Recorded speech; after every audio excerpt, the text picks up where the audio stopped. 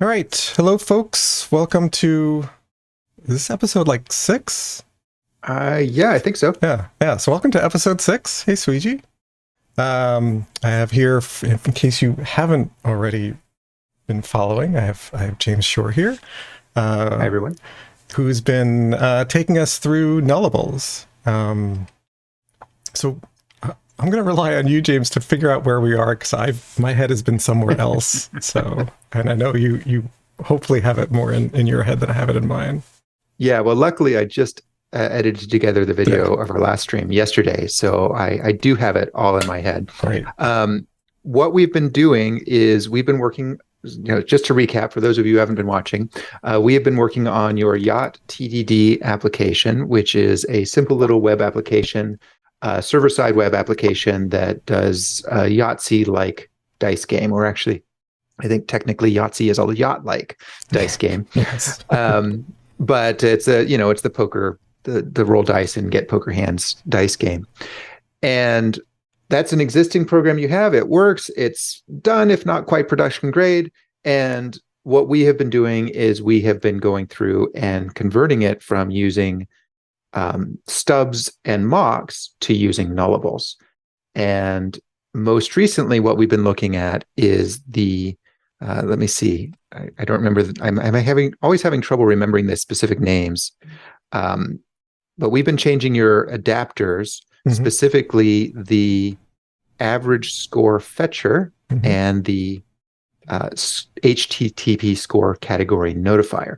And what we did last time was we had previously done that. We made them nullable, and making something nullable means that we can have a real implementation that can be turned off for use in production code or in tests. There hasn't been any reason for us to use that capability in your production code, although it is useful if you're trying to make some sort of dry run feature in your application. Right. But you haven't had a need for that. But what we have done is use those in your tests. But there was some duplication of the stub logic in both average score fetcher and HTTP score category notifier. Not really a lot, but enough to make it interesting to go and create a lower level adapter called HttpClient, which is going to be used by average score fetcher and HTTP score category notifier. Now, what we did last time was we made a fair bit of progress on that HTTP client. We actually ended up calling it JsonHttpClient. Right. And we've implemented the get method on it, and we spent a lot of time on the embedded stub and the configurable responses, because the way these nullables work is that when you turn them off, you can say, okay, you're turned off, but here's what you're going to respond with if you're asked for anything. And that's what we've been setting up. And that is done with an embedded stub, which is a stub of the third-party library, in this case, Spring Boot's REST wrapper library. Right. So does that pretty much cover it? Was that a good summary? Yeah, I think that brings us up to date. Yeah. Yeah. So I think what we were going to do next, I actually took notes of this. So if you haven't seen any of the back episodes, they are available at jamesshore.com/s/nullables-livestream.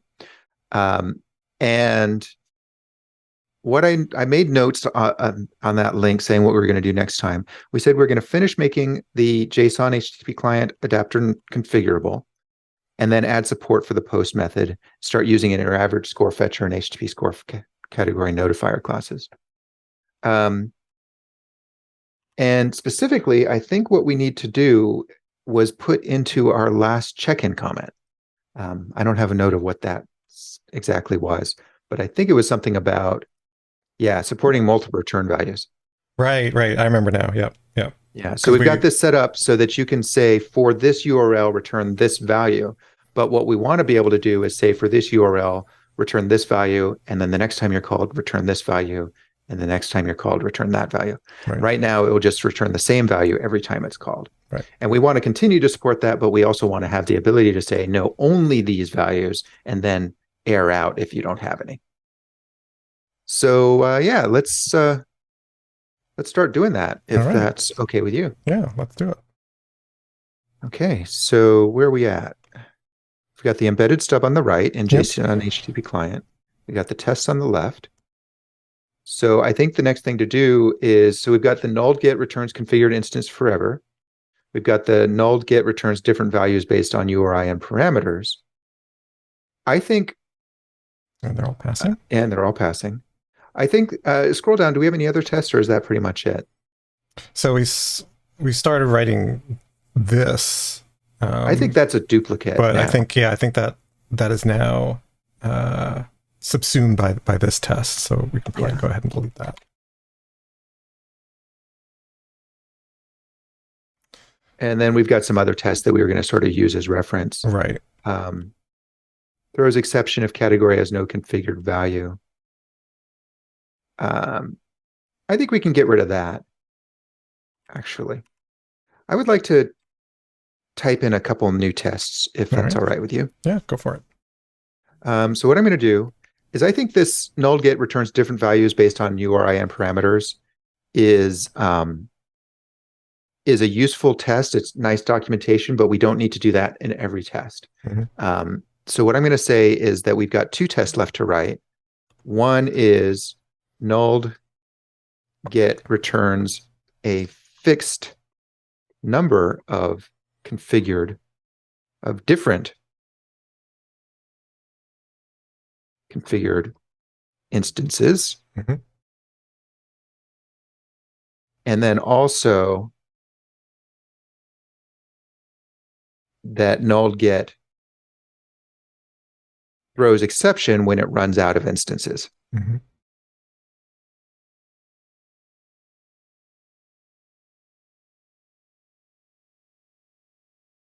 Configured of a fixed number of configured instances. You might want to wordsmith this a little bit. And then up here, I want to say returns the same single returns. And here I'm going to say list, I think. I don't know. Help me wordsmith this. So,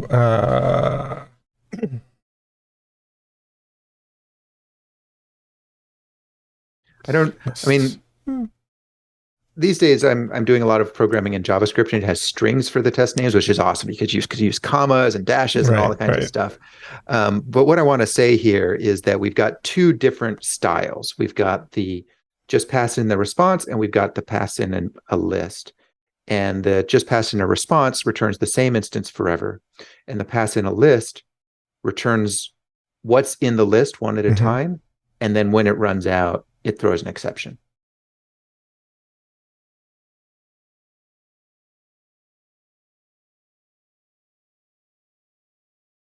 I can't think of anything better, so let's go with it. Yeah, it's easy to change if we come up with something better. Yeah. I mean, one thing I do like to do is I don't like to include the tiny thing, but I don't like to include little articles because it makes the camel case harder to read. Yeah, and that's why I love having strings for my test names, because you can put an at description on. It's not description, but it's like now you got two places where you've identified it, and then the runner mixes it up, and it's sort of just not worth it. So yeah. Just before we started the stream, I was writing some code to handle caching, like if none match and if unmodified sense, all that great, really low level HTTP stuff. So in my test names, I literally wrote, I actually have it up right here. The literal test name that I was working on right before we got on the stream was sends 200 response when if unmodified sense header matches last modified, parenthesis RFC 7232 section mark 3.4 parentheses. So like using strings is so awesome in their test names because you get to do all of that kinds of stuff. Yeah. I don't want to go on a tangent, but too much. But what are you talking about? That's all we do here. I know, that's true. The people like it. I think I have been thinking about because I've been thinking about I've been doing sort of some intro JUnit articles because I've been doing stuff as part of a course, and I've thought about writing because it's not like we need another unit test runner in the Java world. JUnit is pretty much the de facto standard, but there are some clunky things that I think would be nice to to fix, and something like that, where there was a way to do that in a way that was also fit with Java would be nice. Give in to the dark side, Ted. You know you want to do it. It'll only take you a week. Oh. and then you can do describe blocks. No, it actually, so I was using Mocha for years and years and years, but it had some clunky parts, including resource leaks and so forth. And the way my quick build is set up, you've seen it, it runs really fast. Yeah. The way it's set up is that it actually keeps the process alive and just like clears it out, clears the cache, and reuses the same process. But that Mocha did not play nice with that. And also, I needed to know exactly which tests had been failed or skipped, so my rerun logic would work correctly, because I have a dependency analyzer that only runs the tests for files that are dependencies of files that have changed, or vice versa, that the files have changed are dependencies of the tests that need to be run. It figures that out, which sounds like a lot of work, but it's not as hard as it sounds, and it leads to really fast tests because I'm only running like a handful of tests every time I save. But Mocha was driving me nuts. So one day I was like, okay, fine, that's it. I'm writing my own. How hard could it be? How hard could it be? Famous last words. How hard could it be? With blackjack and hookers. So I did that. And it took about a week. And it was actually way harder than I thought it would be because I had to do skip and only and the interactions between them. But now it's really nice. Now, is this something that people should do? No, it's obviously not something people should do. But you don't write the assertion library, you only write the test runner. And JUnit was built before lambdas were really a part of Java. And doing it with strings and lambdas and describe blocks is so much nicer than sort of this old reflection-based style that you see. I did mine with no reflection at all. You just require the library and you run it. And it's like no magic whatsoever. It's just run this function, and then the actual runner says, okay, I'm going to import this and I'm going to run it. That may be easier in JavaScript than Java because, you can do runtime require statements, and you can't really, I don't think you can do that in Java. Yeah, I guess you can, but it's with JUnit 5, they've sort of re-architected things and split things between sort of the engine and some other things. So there might be a way to not have to write everything from scratch. But I'm not sure if that's easier or harder, because it's like if I just want to sort of show people what the runner's actually doing, I think it's probably a lot easier if I just do it from scratch and not try to actually build something on top of something that's already pretty complex. It's really not worth it. The thing that was like the last straw for me was I upgraded Mocha and it broke my stuff again. And I was like, oh God, I'm wasting too much time on this. I'm just going to do it myself. How hard could it be? And now it's done. So Angular developer says you can use ChatGPT to build your own test framework, I guess. So I've been playing around with ChatGPT to write some code, and it's terrible. It's ChatGPT. I said, hey, can you write me this? And it gives me this thing. It's like, this doesn't even compile. And then it says it tries again. It's like, no, this doesn't even work. It's like, I don't like. I just, how can you trust something? I was tweeting before. It's like, it's sort of like a junior developer who's just read the docs and not actually compiled anything. It's worse than that. I'm going to swear very mildly. ChatGPT is the world's best bullshit artist. Yes. Like, it is super, super confident in itself. Yes. Oh, absolutely. It is super confident, and it will make stuff up. Like if you ask it for, tell me, give me an properly referenced statement about this subject, it will give you references, it will give you bibliography, and they won't exist. Right. They'll be completely made up. Yeah. Or you can ask, but it's so confident. Yeah. It's super confident. Yeah. It's like, ultimately what it is it's a fancy version of the auto completion you get in a mobile keyboard, right? It's just guessing what word would come next. Yeah.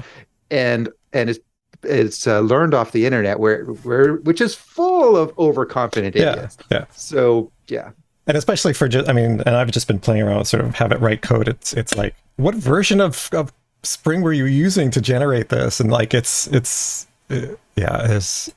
sometimes it like you can I use it as for like I don't even know what to look for. But then once I have that, then I go into a real search engine. Yeah, code is so much harder to read than write. Yeah. I know that people really like stuff like Copilot, which is actually a reasonably good code generator, not a bullshit artist like ChatGPT. But it's still, if it makes a mistake, it's going to do it in a way that looks really, really right. And so now, not only you didn't write it, so you don't truly understand it, but you still have to pour through it to find out where the subtle bugs are. Right. It just doesn't seem worth it to me. Yeah. I would much rather do a Stack Overflow search, because that's what Copilot is it's a sort of automated Stack Overflow, because that's where they got all their data from. Well, and GitHub.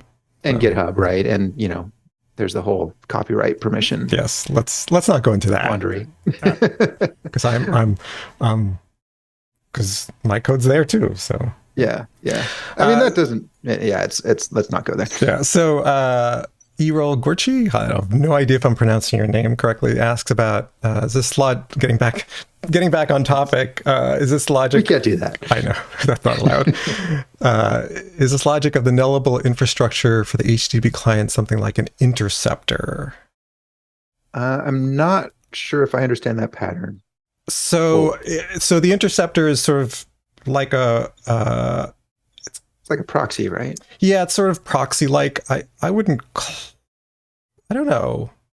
It doesn't feel interceptor-like. So interceptor is somewhat of a common word in Spring. I don't know that I'd call it that. Yeah, I don't think it's an interceptor. Yeah. I mean, it is a lot like a test double, except I hate it when people say, "Oh, this is just a test double," because it's not a test, right? This is actual production code. Right. It's written and designed to be like production code. But if you scroll up to the top on the right here, I think the magic is right here in the distinction between line 17 and line 21. Right. Create and create null. Yeah. In that we use, well, maybe not 21, line 17 and 25. Yeah. Where we're using a real REST template or the stubbed REST template. And what makes the nullables really unique compared to test doubles, other than being real production code, is that all of our production code that we wrote is the same, regardless of whether you're using the nulled version or the real version. Yeah. And that's really powerful in terms of making sure that your code actually works all the way out to the borders of the system. Yeah. I was just thinking, you do have to write the stub to properly match the behavior of the real thing. And if you get that wrong, there's a potential to introduce bugs. Yeah. But the really neat thing about these sociable tests that you get with nullables is you discover that bug and you fix your embedded stub. And now automatically all your existing tests are going to see that new fixed behavior. Mm-hmm. And if you've made an error based on that, they will now break. Right. Whereas if you were using mocks, you'd have to go into every single test and update the misunderstanding in every single mock. Yeah. Which of course you're not going to do, because those tests are really hard to read. Yeah. And they're not failing, and you won't find them until something else goes wrong, and then you'll try and find them. Yeah. Sweetie says playing around with some Lambda heavy code with 4-character tab and split windows. Yeah, that's why I use this narrower font because when you split the windows, you do. It's funny. I've also been doing some video editing, but of a stream from like a year and a half ago when I didn't do split screen, and I'm looking at it's like how did I survive without split screen? Like I really do love being able to see like test and code at the same time, and really I find that really helps. And of course on stream we're not using the full real estate that we have available to us. I don't use split screen. I just flip back and forth. I've got a keystroke set up. I've actually changed WebStorm so it's Command Shift open bracket and close bracket to shift between the windows. I don't think that's the default. So I can shift back and forth really quickly. And then I use 2 space tabs. But I don't use the narrow font. I remember when we first set this up, you're like, use a better font. Yeah, that's I mean, I would switch back and forth because like in IntelliJ, and the keystrokes are probably the same for the other one, is Control Tab does an immediate switch, whereas Command E, you have to hit one extra key. But so I would do Control Tab to quickly switch back and forth. But yeah, so I found that I've really liked having both on the screen at the same time. But it does mean that heavily indented code does go off to the side.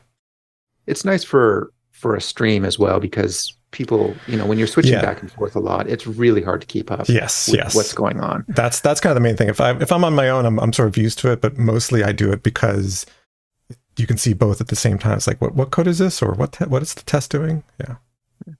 All right. Well, I think we've done our legally mandated sidetracking. Yes. So I filled our quota.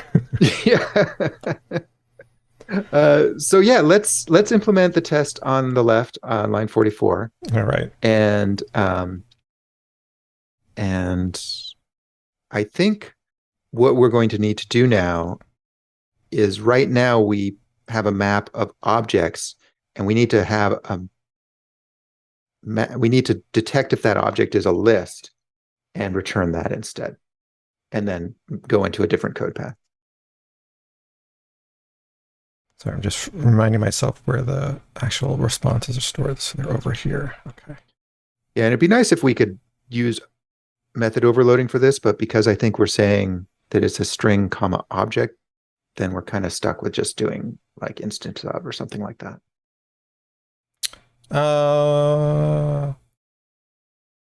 It might be something we could do. Let's see. So, so this one, it says so null get returns list of different configured instances. Or actually, I do want to improve that.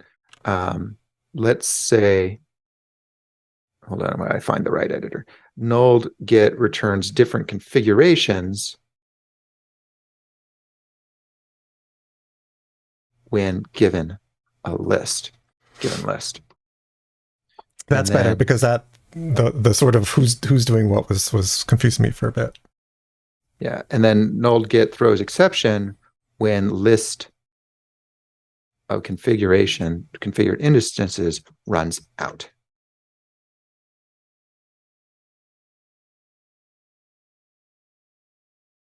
Okay. Sweet asks, is there a key for switching between tabs in the same tab group? There is, but I never do it because I'm never. So for me, I actually never pay attention to multiple tabs. I'm always doing the Command D navigation directly to the file. All right. What does Command D do? So Command D is for some reason IntelliJ likes popping it up on the other screen. I don't know why it does that, because it's so big. So Command D is recent files. I see. And by default, it selects not the current one, but the one right before it. So if you do Command D enter, it switches you to the other one. And like all or most editors, you can narrow it down. Like, what's the HTTP thing? And it narrows down the search. Right. I see. Yeah, and that will pop you between your split tabs as well, right? Yeah. Nice. Speaking of, as long as we're back to off topic, so one thing that you do all the time is you use, I believe it's Option up arrow to select a whole code block. Mm-hmm. And then you move it,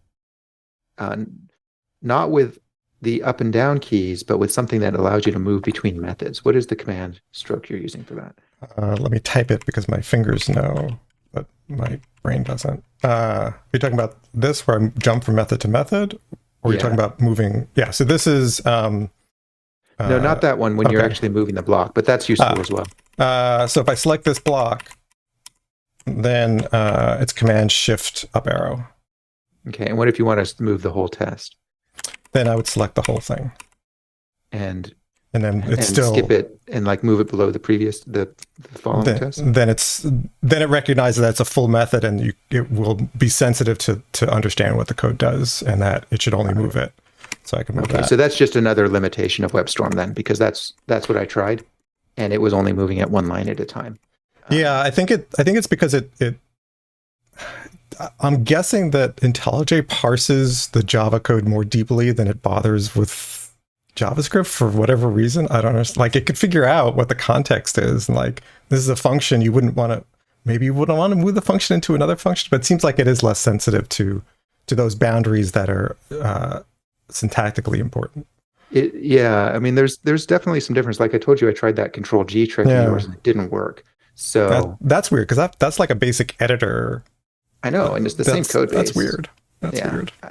It may just be, I bought this thing years and years ago, and when I bought it, I like set up my keystrokes the way I wanted them, and I might have just broken something, but I couldn't find it. Anyway, yeah, let's write some code. All right. So, we're going to write, let's, I guess, create our DTO. And we'll just call it example DTO.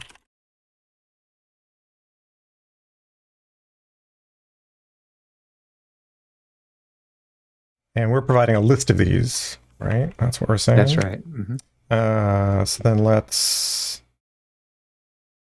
do this.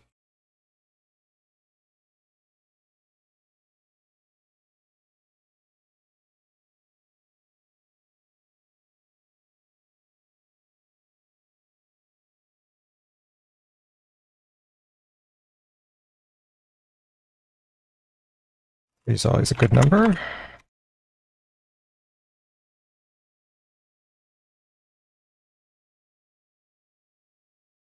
And so now we're going to configure our JSON HTTP client.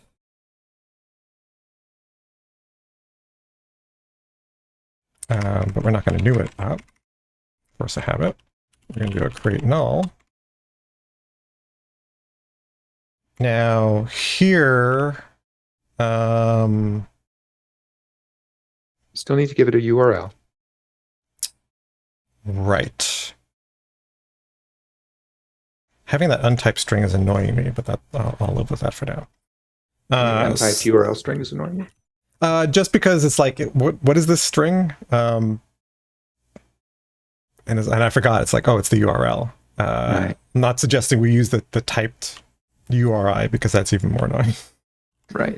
By the way, is my audio still coming through? I had a little glitch on my microphone. No, your audio is still good. Okay. Hold on just a second.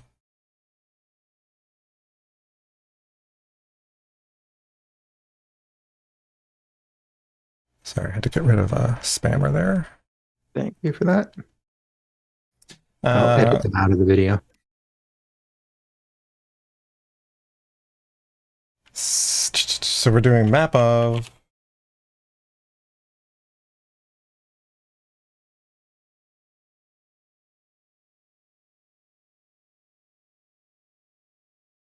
Let's make it more. Yeah. So is this how we want to do? I think so, yeah. This? I think so. I mean, in the real thing, when we're writing a real test, it's quite likely we will just do it all in line. We'll say map of configured list and then list of. You can inline that, see what it looks like. I mean, it's not terrible. I think that's fine. I actually like that better. Yeah. Okay. Right. So now it's so it's still an object, so that's fine. So our expectation then is if we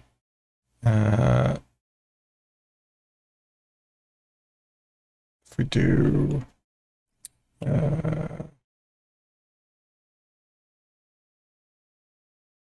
I guess I should be consistent. Example DTO1.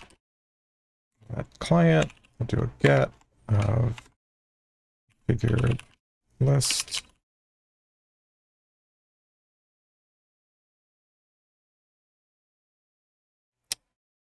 And so then we assert that example DTO get content is equal to DTO1. And then we're saying basically 2, 3, 2, 3, 2, 3. Yeah, that looks right to me. All right. Now, if we run it, how do we expect it to fail? So it's going to return us the entire list. Is it? Yeah, it's going to fail with a class cast exception. Yeah, okay. It is. Try to convert the list to an example. It's DTO. gonna. That's what it's getting at. It's like that's gonna. not going to return it. It's going to blow up with a class cast. Yeah. Right. It's going to try to return the list, Yes. and then it's going to cast it Yep. and fail. And Bam, it does. right All right. Yeah. So we need to somehow distinguish between the two, either with fancy typing or just an instance of. But either way, so we need to have a different code path for when we have the list. Right. So here,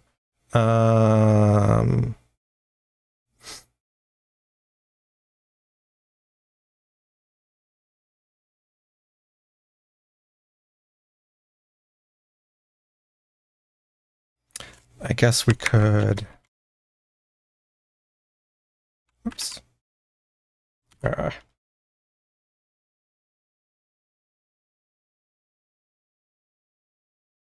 is that not working? There we go. So if we'll actually have to pull it out first. So let's pull it out into an object.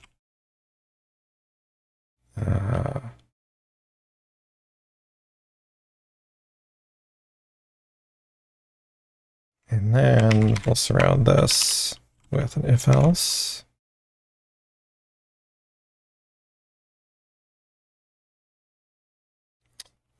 If response object. It's so rare that I do like instance of check. So if it's a I think that's it, just instance of list, right?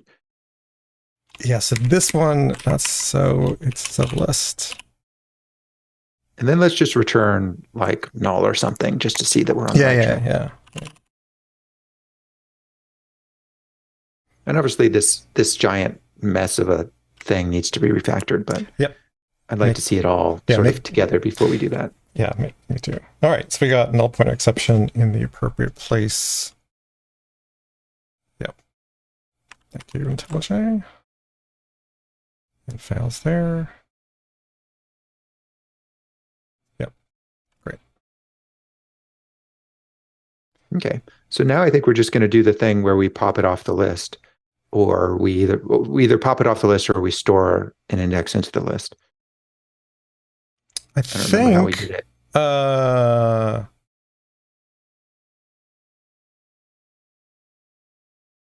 What did we say what we wanted? Let's see. So throws exception when it runs out. So we could just do so responses object.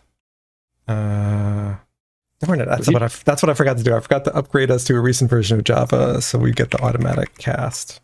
That's all right. So we'll do list, and this will be of. It has to just be of object. This should be list of T, right? Because that's what that list is. So this is the response list, and then we'll cast it. Actually, no, it's not a list of T because it can be.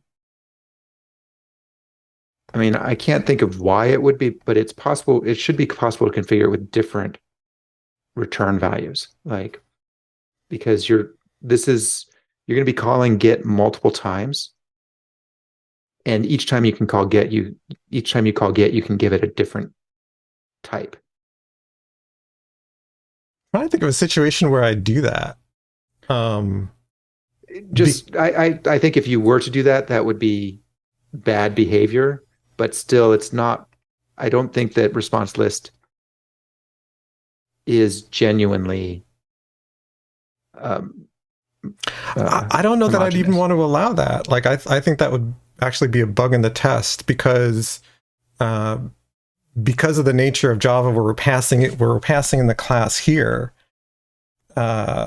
If I were we are saying that given an endpoint, we expect the same type back every time. Yeah. I think even though technically it is heterogeneous, I think treating it as if it was homogeneous makes sense. So yeah, carry on. And then what we want to do is from that we want to say configured response equals. The difference, Sweegie, is that we're only returning one thing. So in the hypothetical scenario where we're have different types in there, the first time we call it, we could call it get T, and then the next time we could call it, we call get S. And the list could have both S and T into it. But I agree with Ted in that it'd be bad form to do that. Like, that'd be really weird to expect. Yeah, that's why I'm saying because of the strongly typed nature, for good or for bad. I can't imagine I'd call the same endpoint with similar parameters and expect. I can imagine it. I can imagine it because we're not in control over all the web services out there, and there's some nasty stuff. Then in that case, I'd be using something else. No, not that you always have that choice, but no, I'd be defining different DTO classes, and basically create, even though it might be the same URL, it would still look like from the outside, from the consumer that I'm calling it. Basically, I'd have a different get method. And so at the inside the usage, when if I'm using like get for entity directly, then it doesn't matter. But if we're saying, look, we're sort of wrapping this up in a more typed, I think I'd rather be sort of safe. And if it did turn out that, you know, that we needed that flexibility, it's easy to change. Yeah, exactly. Yeah. Yeah, we just change this list of T to a list of object, and then then we're done. Yeah. Oh, hey, Whiskey Sierra, nice to see you again. So we think this will work, or at least I think this will work. Question mark? No. Unsupport operation. Oh, because I'm doing a remove. Yeah. No, I think if you look at the random nice stub, the way we did it there was pretty clean. Let's just do that. I think it was a cursor that we effectively used, where we iterated through the list with a cursor, or maybe not a cursor. Maybe it was just an integer, but it was something like that. Yeah. So the reason this is happening is because this list over here in the test is immutable. We could copy it into a mutable list, but if you want to go with the index route, that's fine. I think, again, let's just look at the random dice class, where we've done this before, and do it that way. So that would be the dice. What did we call it? Random. Well, that's the one right there. Die roller. Die roller, yeah. So let's look at that. So we did have current because we had one list. But here, we'd have to track that index per endpoint. Yeah. Which means we'd have to either so Whiskey Sierra is reading my mind. We could store the iterator of that list and then just iterate it. Yeah, but you're right. We'll have to store the iterator for every endpoint. But that's fine. When we take it in, where do we take it in? So we take it in here. So it comes in here. Yeah, we'd have to do some processing up front because we can't create a new iterator that would restart the iterator. So we'd have to either... Yeah, we either make them mutable and do the remove trick, which sort of manages our state for us, or we make another map that is a map of iterators or indexes.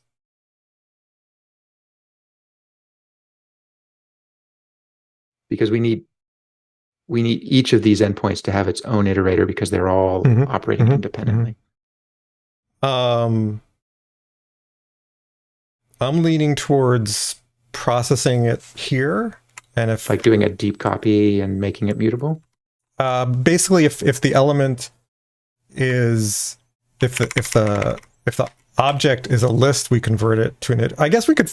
Well, the other thing is we could force the caller to just provide the iterator and say that's our contract. That might make it a little bit easier. But don't we have multiple iterators? So each iterator would be for each key value pair. It would be basically string to iterator.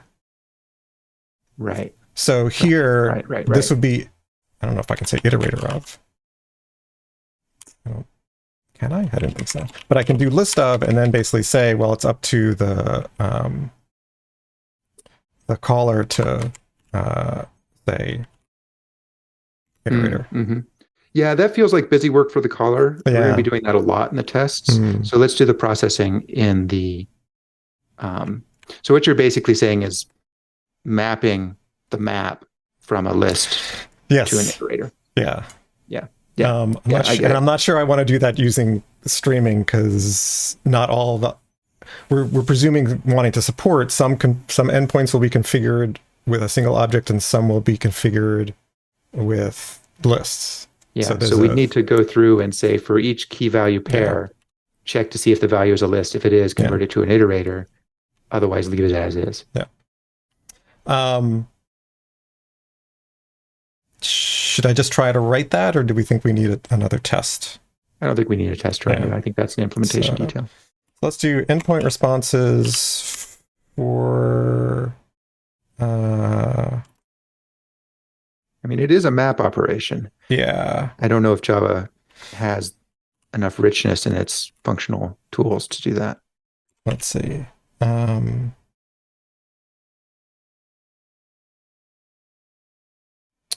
We'd have to be entry JavaScript is called set. entries. Yeah, so we'd have to do entry set, and then we could do stream. The what mapping. does stream do?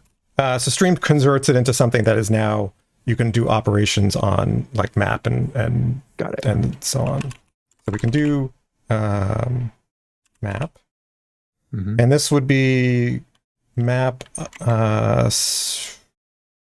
I don't know that we can do this because well, let's see. So this is the entry. And will we be able to convert the entries back into a map? Yeah, we can collect it back up into a map. Okay. Yeah, this probably would be easier with Kotlin. So we're gonna say if entry value. This is so ugly. Yeah, it's so ugly. Like, let's just get it to work, and then we'll make it better. So if this is an instance of a list, then what we want to do is return the iterator. Yeah, we want to. Oh no, a new entry, which is the key entry.getKey and entry.getValue.iterator. So map expects something out, so I can't just I could actually, if we convert this into are the entries mutable?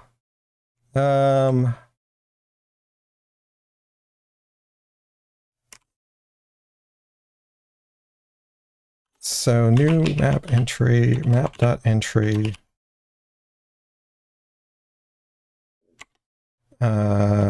And this is, that doesn't matter. But that's abstract. What is the concrete thing I want to return?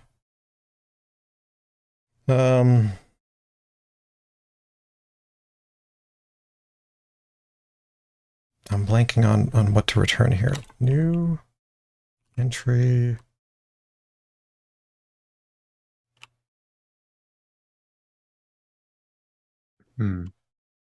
Yeah, I know I want to collect back to a map. I'm trying to. I need to. What's the concrete? What's the? Yeah. What am I converting this? What am I mapping this to? Because I still want to map it to. Can you look at implementations of map.entry? Yeah. That's fine. Okay, import it. Actually, so I can do map dot entry, and then that takes entry dot key, and then entry dot get value dot iterator. Okay. Yeah, this is delightful code. That should work. And then the else case is just return entry. So Whiskey Sierra is saying, there's like a function.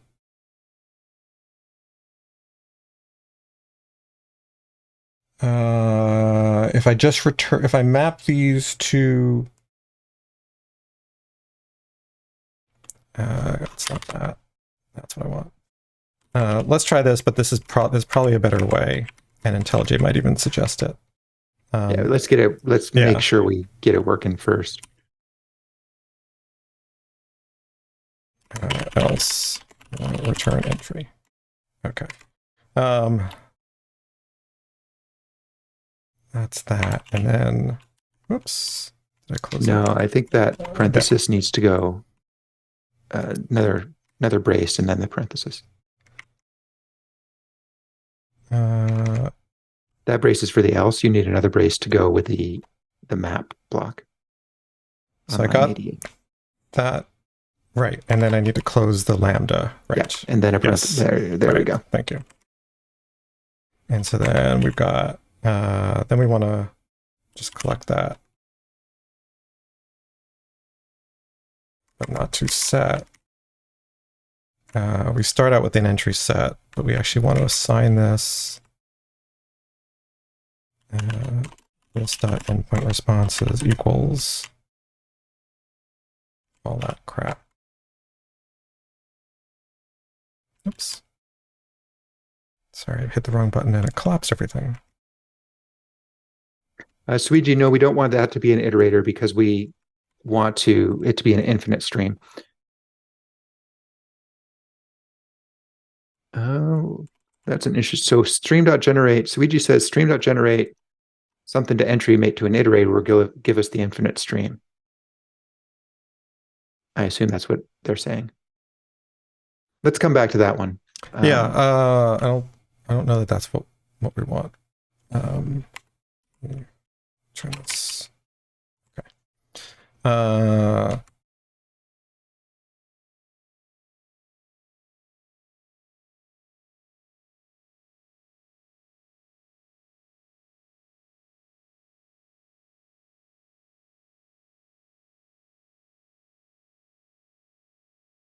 Yeah, so if we want to convert it back to a map, I think this was not right. This was... No, I think it is right. It's just on line 88, we can say map dot of entries. What is this? Oh, because it's a stream of entries, yeah.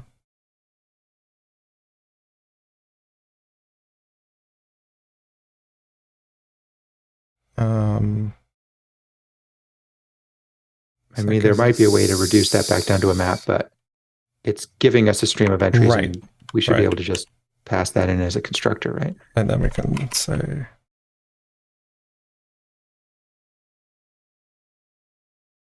Hold on, let's convert this to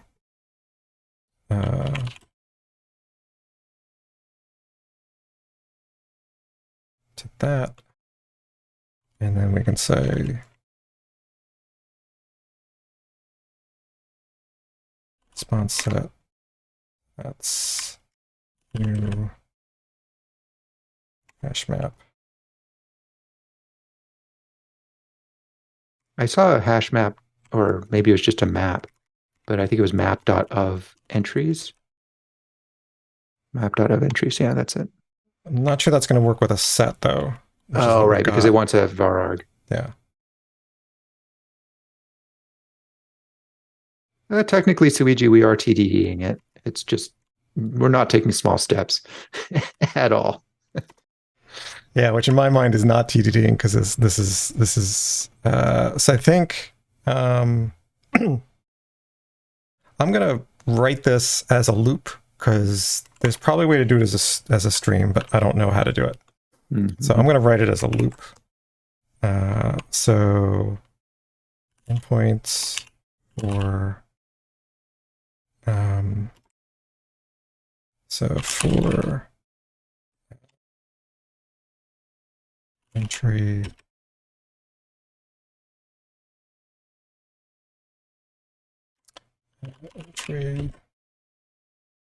responses entry set.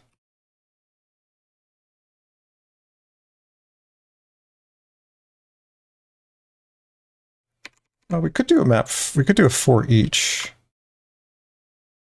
That was the other thing I was going to do. But let's not. Okay.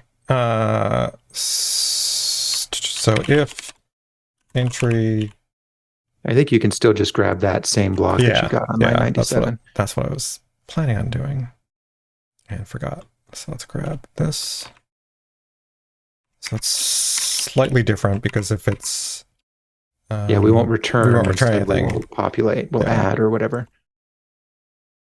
So, oops. So I got a map of string object. Oh, actually, just endpoint responses equals new hash map. And this is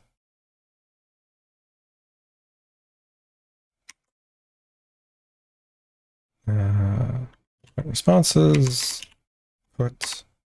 So that's a put. What's going on? What's it complaining about? Get key. Oh, because this isn't typed. But this is also string object.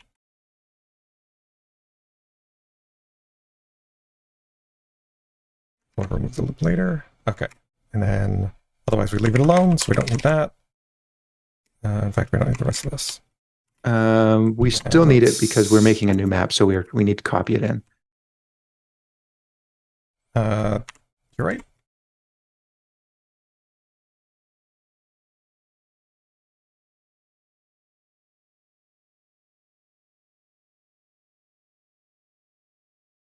Yeah. Okay. That can't be final just yet. Okay. We're not quite done. Yeah, we're not done. Because we now have an iterator, so instead of saying .remove down at the bottom. Yeah, we'll just need to say .next. And this we could say is a list of... It's a list of object. Oh, no, we can say list of T. I'm not sure it'll let us do that here, so... Because T is only defined here. Right. So, okay, so then we said then over here, it's not a list. It's actually an iterator. And so we need to change line 118 as well. Yeah. It's of iterator. And iterator. And then this is iterator. And then this is next. Okay. Oh boy. Classic TDD. Nice small half-hour steps. God Lord. Oh, now we've broken a whole bunch of stuff. We broke it all. We broke it all.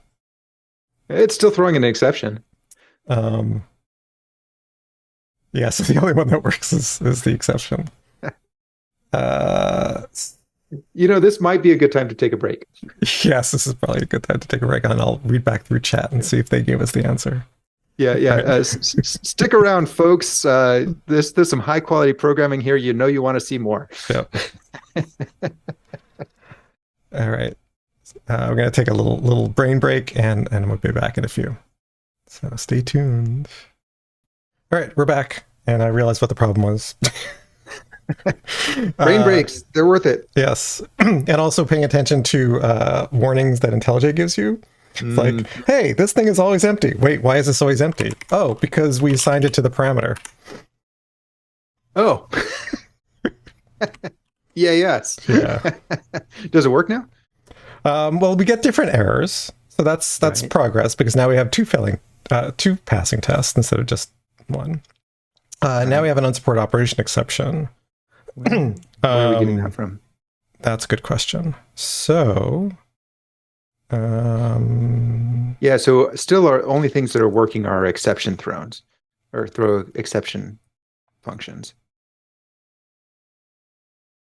We have a throws not found and get throws.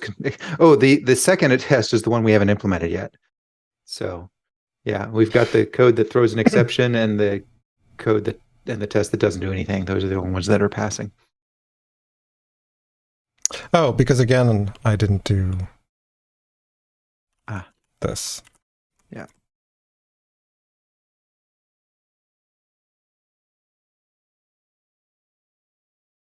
There we go. That wasn't too bad. That was actually. that was It was not as big of a step. Yeah, it was. It was not as big of a step as it looked like, because really it's just looping over a map. Yeah. I'm not sure how we could have done that in a smaller step. The only way would have been to, which is what I'll sometimes do, is basically create a basically put it all in a test method, and do the manipulation of the map stuff there, and then basically take that test code and move it over to the production code. And I will do that with complicated stuff. Yeah. This didn't actually end up being that complicated. I think most of it was we were just writing with Java, trying to figure out how to do the fancy functional approach, and then giving up on that and working with something simple. Yeah. Okay.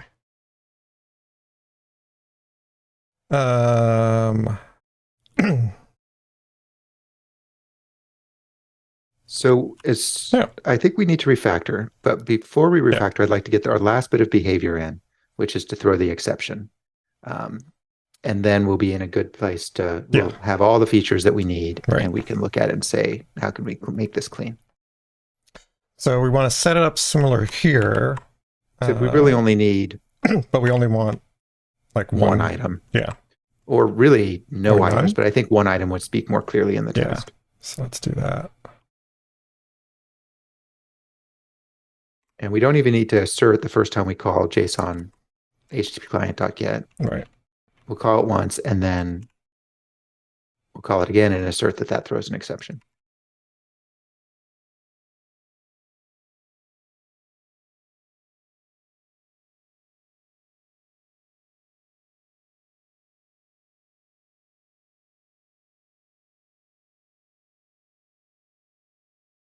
And so then we're saying when we do, well, actually, it's just the same thing.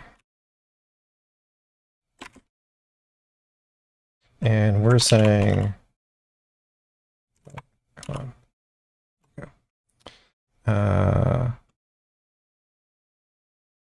Did you put it in the wrong place? You put it in the wrong place. Wrong postfix.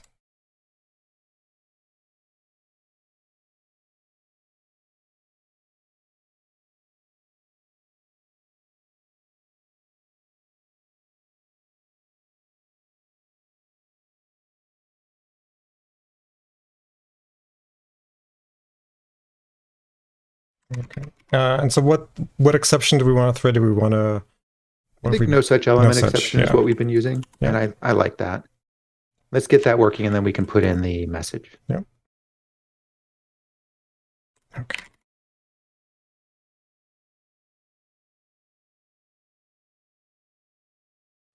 All right. So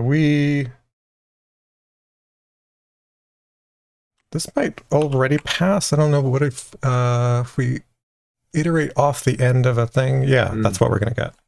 But I think what we want is we want a custom error message. So what's the error message we have when it's not configured at all?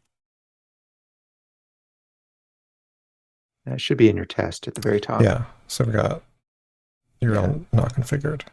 So let's say no more elements configured for URL. Or no more responses configured for URL.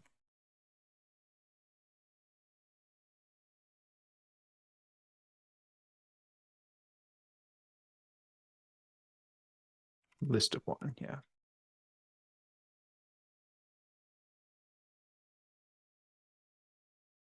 All right, so this will fail because the message doesn't match. And indeed it does. Oh no, that's a great error message. Thanks, Java. And we are doing that. Where's our next here? So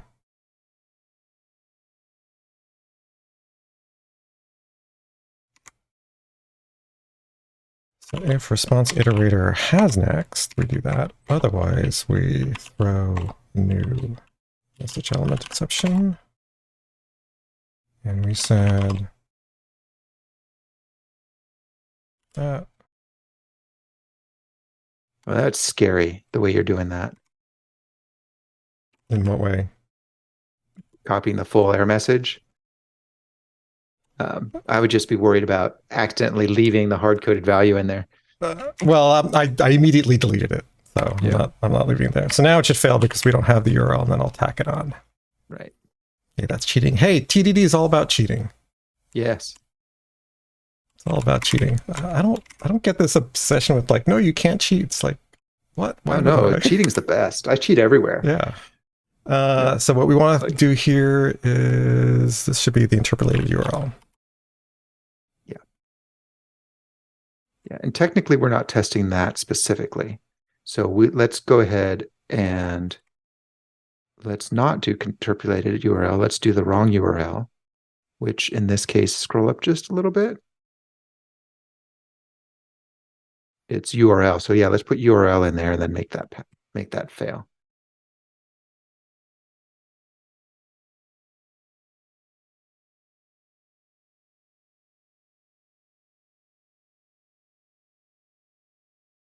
I mean, we didn't have anything to interpolate, so they're the same. Right. So we need to adjust the test so that test fails. So so list of one with a query parameter.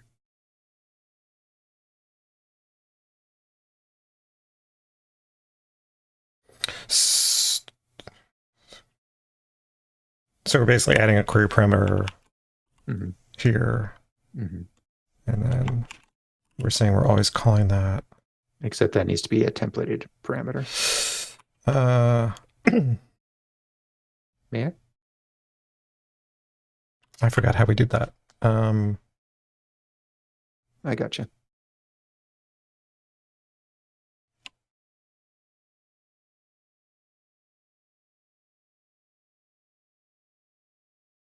Ah, right. Okay. Back to you.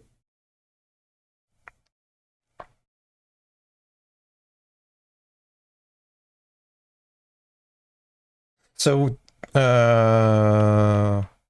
Oop, that's I did the wrong thing. Let me fix it.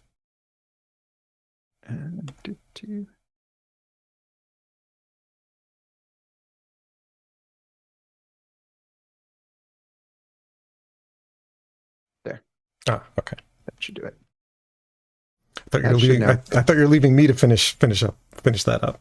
But yeah, we'll say that that's what I was doing. Sure. Okay. All right. So we expect it to fail because we're getting the non-interpolated. We're getting the raw one. So yes, that's how it's failing. So now we can fix that with that, and that should all pass. Yes, it does. Bingo. Okay. Let's check this in and then refactor, if you're okay with that order. Yes. I always like to commit before refactor. So what we've done is the nulled JsonHttpClient supports lists of configured responses.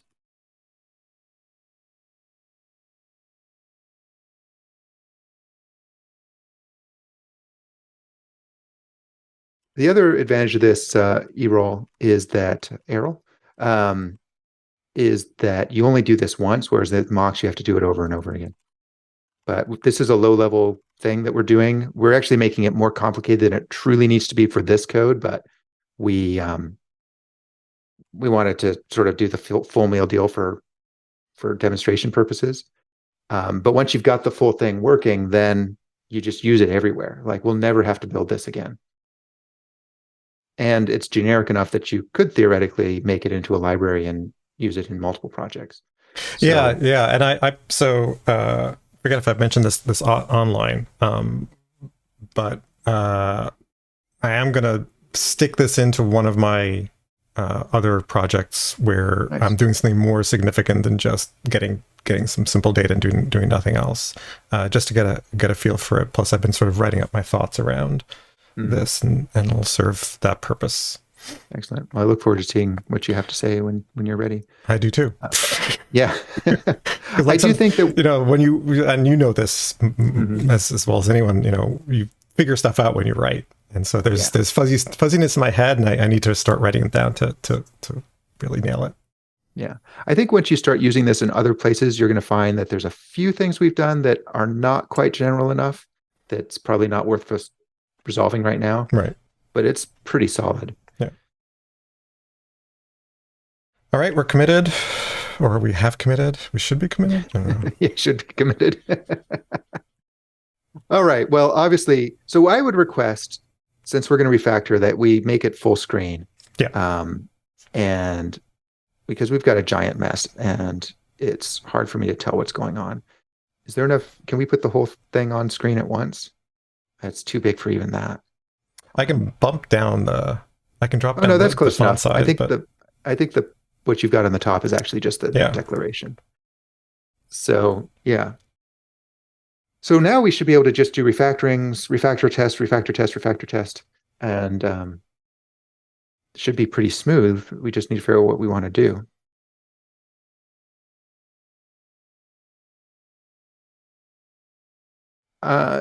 Go and pull up the die roller again real quick. We had some refactorings we did there that seemed to work pretty well. That's the random stub here.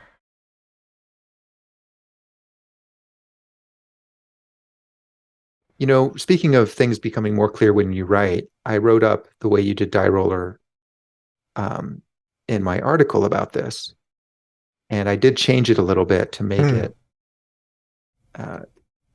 it cleaner. Mm-hmm. Let me see if I can find that.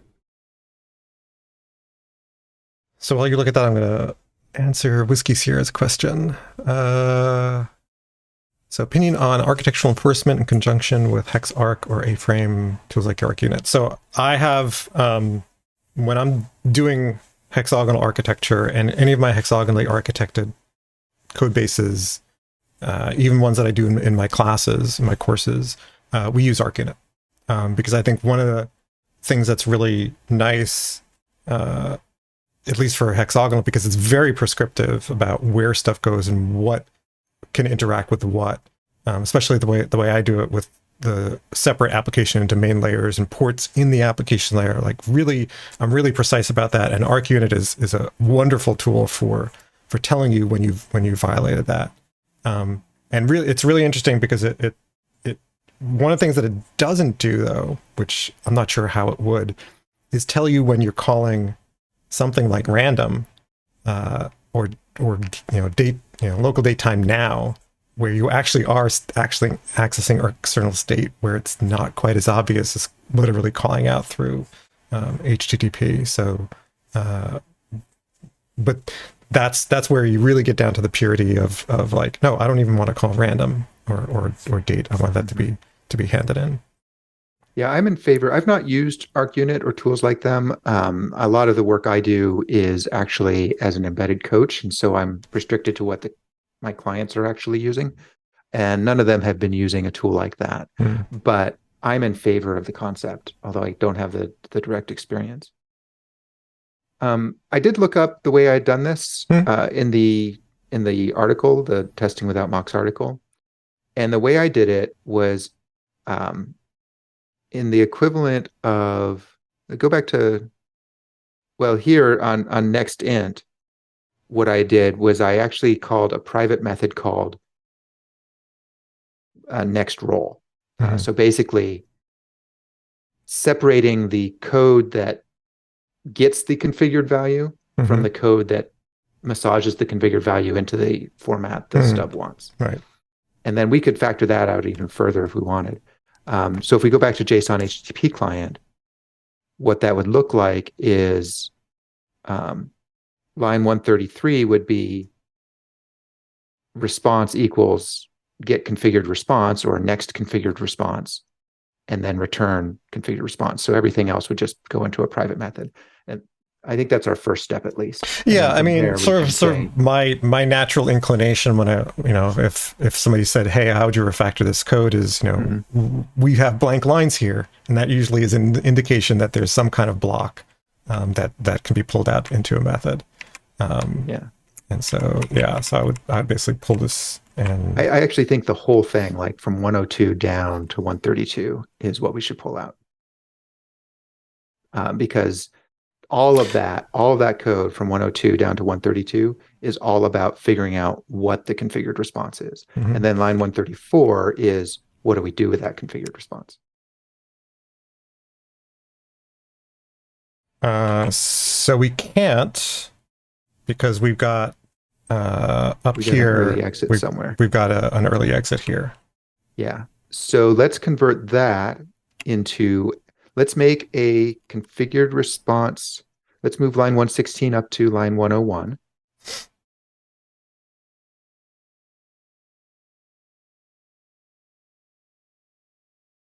Let's. And then you want to assign it here. Yeah, I want to assign it. And then we're going to have an else after line 112. And so basically surround this whole thing with an else. Yeah. Mm-hmm. There's probably a refactoring to do that for us. Have you ever seen Emily Bates? Bache? I'm not sure if I'm pronouncing that right. Have you seen her Gilded Rose Kata? I have not seen it. It's on my list to watch. Oh, it's amazing. It's actually not that long. I don't have a URL for the folks listening, but if you just search Emily Bache, Bache, Gilded Rose Kata, there's a series of 3 videos, not the world's best quality videos, but the actual content in the videos is like the audio is a little bit off, but the content is amazing. It's just real masterclass in terms of doing automated refactorings. There we go. So let's see if that worked. Yep. Okay. So now we should be able to factor that out. Yep. So it's going to take as parameters pretty much the same parameters that came in, which I tend to dislike as a refactoring. Mm-hmm. Mm-hmm. I'm wondering if we want to do the interpolated URL first. Like pull that up to before the block we could, I mean, but technically we'd be then calculating it when it's only used in a certain part of the code. Yeah. Well, go ahead and try it. We can undo easily enough. Yeah. But I agree with you. If we're getting all the same variables, then it does make me wonder, what are we buying? But I think, there's that concept of we want everything in a method to be at the same conceptual level. Yeah. Well, I think that's what we're doing here. Same level of abstraction as opposed to mixing. That's right. Yeah. That's right. Which is why sometimes what I'll do is so this is what I'd consider sort of a top down, like we're taking the whole thing and putting it aside and might refactor that thing. The other way is pull out the blocks and then you'd see at the same level of abstraction 3 method calls, and then that's another way to look at it. So we could also see how that looks. But oops, let's. So we want to basically take this, move this to the top. No, actually, you convinced me that we didn't want to do that. Okay. I actually just want to take the whole block and make it into a private method. So take this part. The whole thing. So you do want to take the whole thing? I do, yeah. Despite having the same parameters? Okay. Yeah. Because I think it's all conceptually one thing. We can inline it later if we make it better, but I feel like this is a single concept, which is figure out the next configured response. And I'd probably just call it next configured response or next response or something like that. Response. All right. And then we can join that.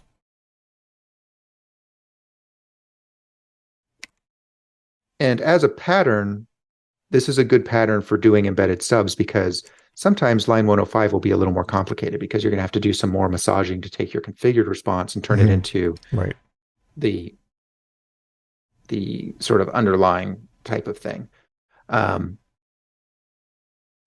so it will make more sense to have all of next response factored out. So now that we've done that, I think we have 2 cases here. We've got the endpoint responses being null, and we have, we have it. Okay.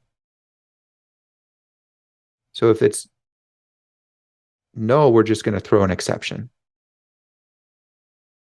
What is this? If endpoint responses equals null. Oh, is that even valid? I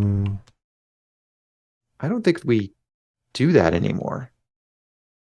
Let's try deleting that case and see if our test still passes. Yeah, so this is no longer valid because we, through the only constructor, we've now said that at worst it's an empty hash map. Yeah. So that. I remember if you scroll up to the very top, right. There was a point. Yeah. So we can just delete that clause entirely.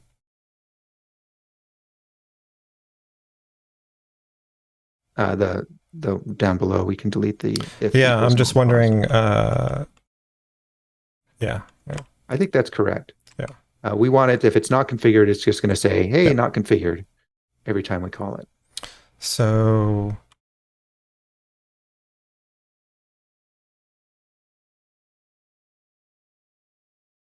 line 110 through 117 can go away, I believe. Yeah, it does look that way, doesn't it?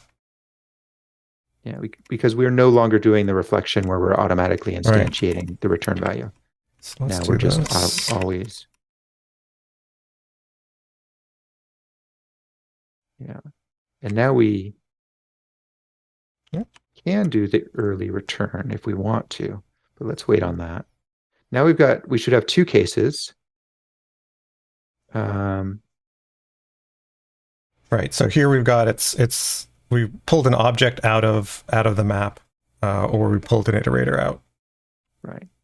I kind of want to do line 114 and 128 as a guard clause. So if you invert that case, then you should be able to make it into a guard clause. Yep. Okay. And in that case, we could probably even move this up and make it truly a guard clause. Although we won't get the interpreted URL. Yeah. I'm kind of wondering if we want the interpolated URL done here. I mean, I know it's slightly. Well, that's what I was saying before. Slightly mixed level of abstraction. I kind of like it. I think passing in, having response entity process the URL and the URL variables and all that stuff. I kind of like having that happen inside of a get for entity rather than next response. Mm-hmm. The other thing is now we're no longer using response type because we're getting it out. So we're no longer instantiating it. Oh, interesting. Yeah, so we don't need it. Yeah. That, again, is just part of the signature that we're matching. Yeah. So for this internal method, that we don't need it. Yeah. So we can delete that. That should still work, right?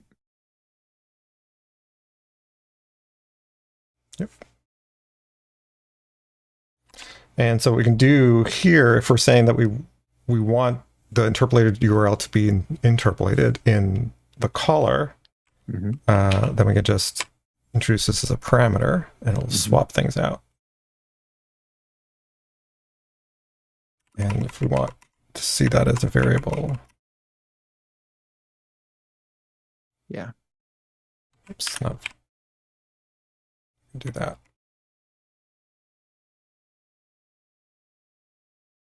And I actually would not have a blank line between 106 and 108 because I feel like those two things are like a nice little paragraph.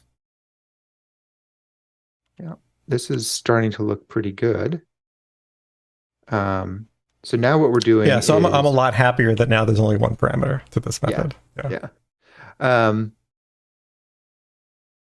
Okay, so then we have our guard clause. We can make it truly a proper guard clause now. Then we're going to get the result, and we're going to say, if it's an iterator, do the iterator thing. So I think we could either leave this as is, or we can convert the two halves of this guard clause into two private methods, one for get finite responses and the other for get infinite responses. Yeah, I think I would pull this out into a method. Yeah, but if we're going to do that, I'd also want to pull line 126 out for symmetry. Yep, I'm fine with that. Okay. Yeah, Dota, I think we will end up returning during the if statement after this refactoring. So we're going to say, all right, keep doing that. Oh, no, actually we do need, so let's see, this is going to be in here. And this is next response from list, or next response is list. I don't know. That's not great. Yeah, that works for me.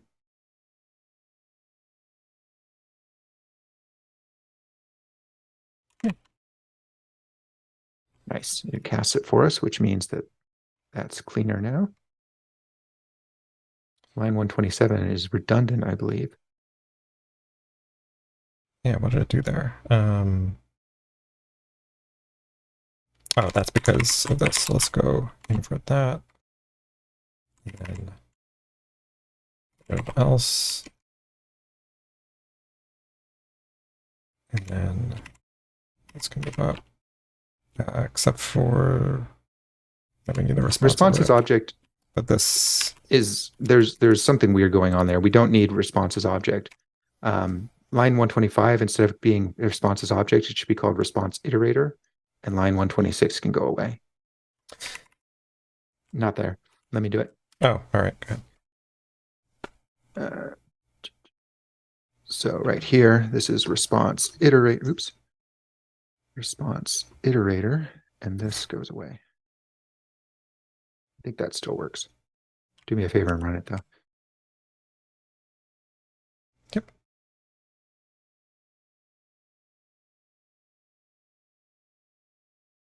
Okay, and then so we begin line 139. I'm curious what it's complaining about. Oh, it's just an unchecked cast. Okay. That's weird. No, it's not an unchecked cast. We checked it right here. Yeah. Line 131 could be inlined. Yes. All right, cleaning this puppy up. And then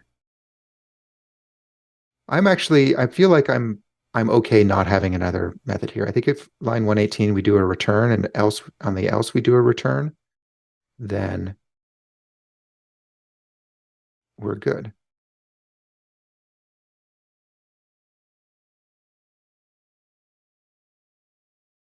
Yeah, I'm not sure how I feel about a direct return here. Let's try it out. So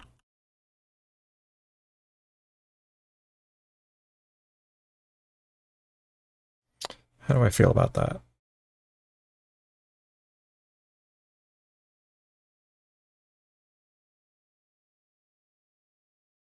Yeah, actually, I'm okay with that. I generally don't like multiple If you want returns. to really feel bad, I gotcha. We'll do it this way.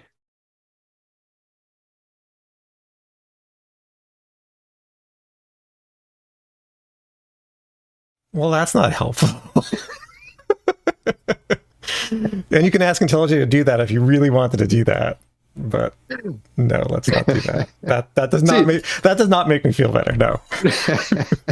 You know, there's this idea in sales called what is it?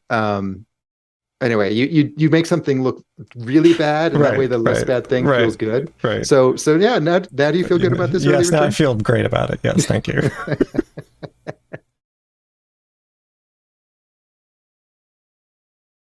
All right. Yeah, you can actually go in it. You can ask IntelliJ, like, replace it. And it even previews it and says how awful it is. Oh, yeah. So there you go. Mm-hmm. How do we feel? Yes, okay, anchoring. Yeah, priming and anchoring. That's it. Yeah. The dark side. Yeah. I think that's good. Yeah. I kind of want to get rid of the blank line on 116, because I feel like these are very closely tied together. Yep. And response as object. I don't think that's the right name for it. I think it's the URL response or something like that. Yeah. That was a little Hungarian. Or not even URL response, but just response. Yeah. Configured response? What did you say? I mean, it's the response. We are asking for next response, and so it's not technically the response. It's the response list, or response. How about response as with an S? configured response? Yeah.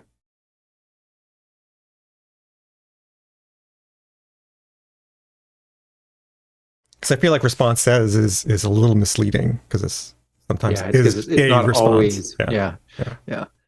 All right. How's this looking now? Line 101 feels redundant. Don't need that blank line, I don't think, unless there's a stylistic thing you're doing there. Yeah, just because it's a little awkward. Right. This way. Mm-hmm. I'll take it out. Yeah, so this is the same code as before, right?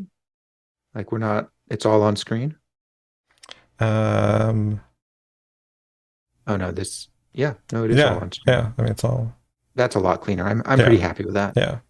There's a part of me that might push this further, like this configured response, that when we do this,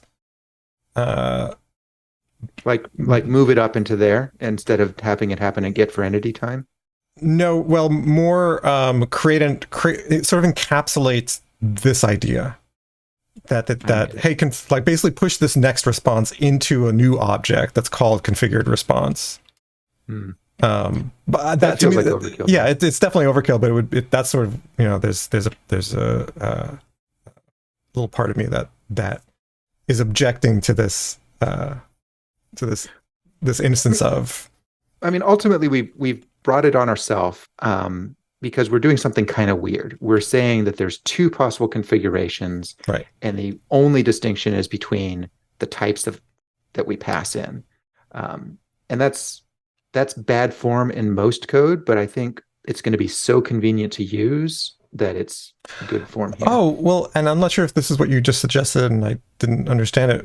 If we always turn even an individual object into an iterator that just has one item, then that gets rid of the instance of check completely.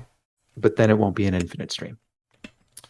Yeah, and that's why I'd probably want to wrap it so that it knew that it was an infinite stream. Yeah, we could use polymorphism and say we've got an infinite. But I think I don't know that complexity of having another class is going to pull its weight. Sort of one of my proxies for whether or not the code is well designed is how just literally vertically how big it is, and that would make this vertically bigger, and I don't think that would really be a benefit to us. Yeah, just because there's the it'd be interesting to convert it to a stream, and maybe that's what Suiji was talking about earlier with the stream. Yeah, and they did say that they had it figured out. Yeah. But you know what? I think because the stream is actually a lot nicer anyway, because because not only is there an idea of infinite, but it is an idea that you're sort of consuming it in a different way that has a different feel to me that an iterator doesn't. Actually, maybe, Whiskey's got it right there. So maybe that's what we should do. Then we don't have to have, let's check this in because this is cleaner. Yeah. But yeah, I think if we're making them into iterators, if it's a list, we use the iterator there. Otherwise, we'll do the stream that Whiskey just pointed out. And I think we're good to go. How about cleaned up JsonHttpClient.get for entity?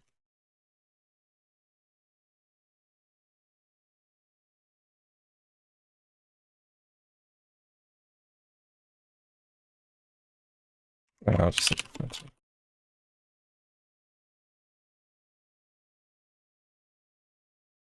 fine. I can always look at the code. Thank you, Suiji. So if we did that, well, the code's right in the comments, I think. Yeah, so that's stream generate entry. So in this case, so this then would be of type stream of No, that doesn't change. That's the configured responses that's passed into us. Yeah. Oh, right. That's the parameter. Sorry. This is what would change. Do you mind if I drive?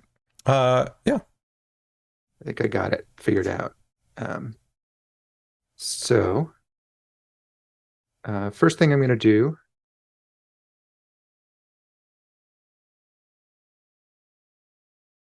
is you're going to have to fix this for me. No,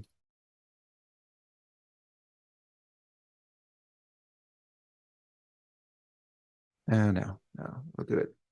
I was going to say let's factor out the put so that this doesn't get overly complicated, but actually let's do that second. So I think all we need to do is that. Yeah. I'm going to give it back to you because I'm not sure if I can run tests here. So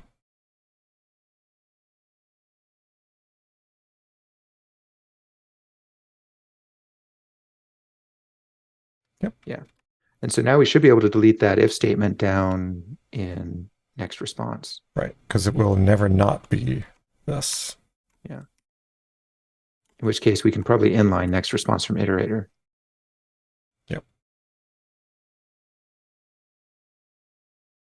Yeah, that cleans it up real nice. I like that a lot. Really?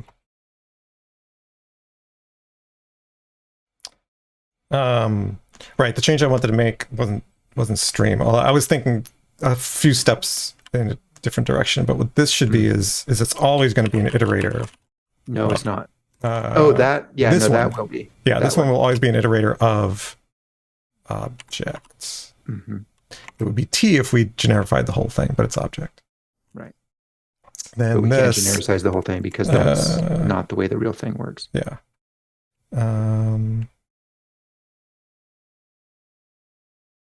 It's interesting that we'd have to cast that. I guess because it's... Yeah, now we don't need to do it. So that's that. And then this can stop.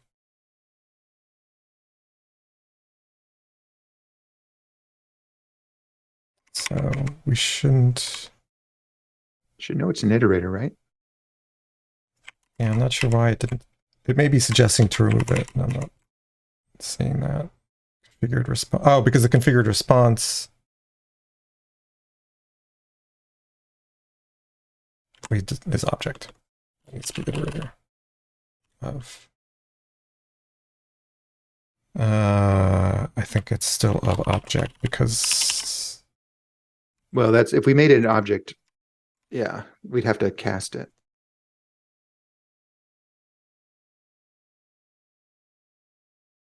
Right. So this is object because we can't generify the whole thing because it's based on the original thing that we're actually trying to, the REST template that we're trying to substitute. In here, I think we could say, I don't know if it'll let us get away with it, but on line 115, I think we should be able to say iterator of T. And have it cast it. Yeah. No, it's not going to let us do that. I mean, we can cast it and it'll do it. Yeah, but that's what we want to do. And then here we can drop the cast here. Yeah. Yeah, this T to the object to T thing is kind of ugly, but there's not a good way around that. So what does this mean in terms of this code? So that's that configured response. So now this is that. And this is all passing? Indeed it is. Yeah. So there's only one more thing I want to do then. This looks good to me. But up higher in the constructor, I'd like to move the put to after the if, so that we get rid of that duplication. Oh, yes. So let's do that. So pull this out. And even the iterator can be pulled out. So basically we're going to get... Well, no, I think... Yeah, because those are different types. We won't pull that out. But yeah, we're just going to figure out the iterator. Exactly.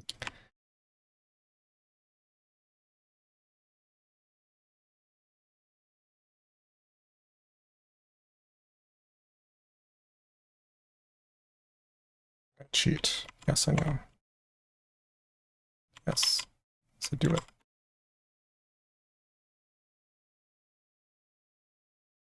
And that.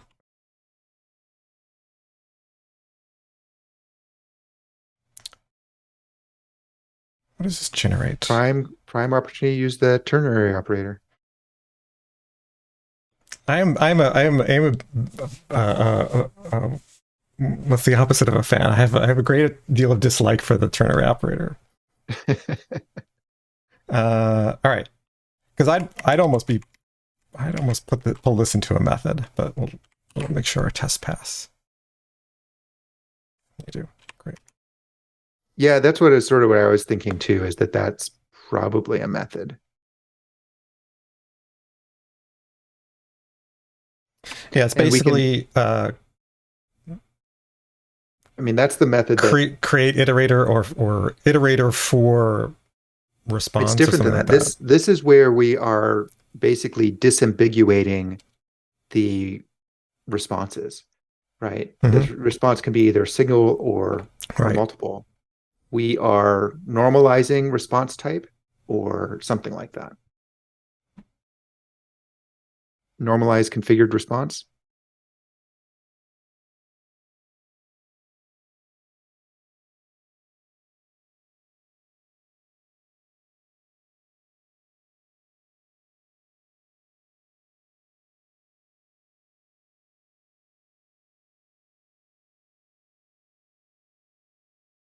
Yeah.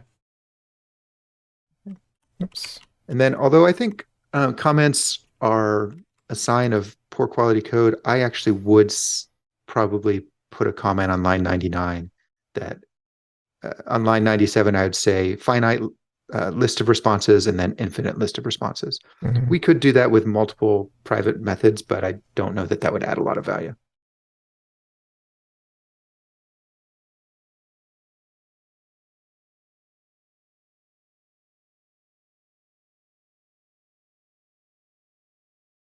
Yep.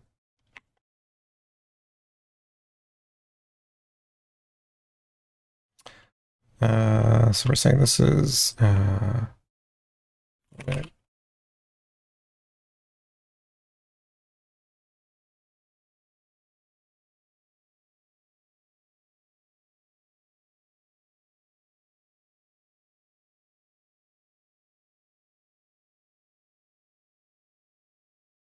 Yeah.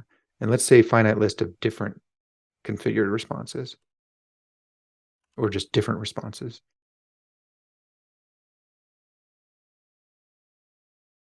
Yeah. And then Whiskey does make a good point that it should be a static because it's being called from the constructor. Yeah.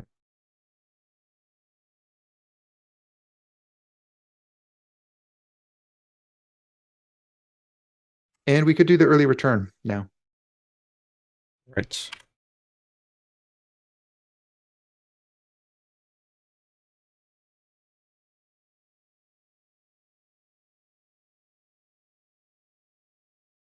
So let's do.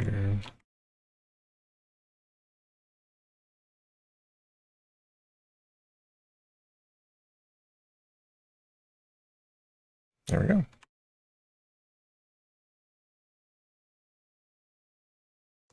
And this can be final.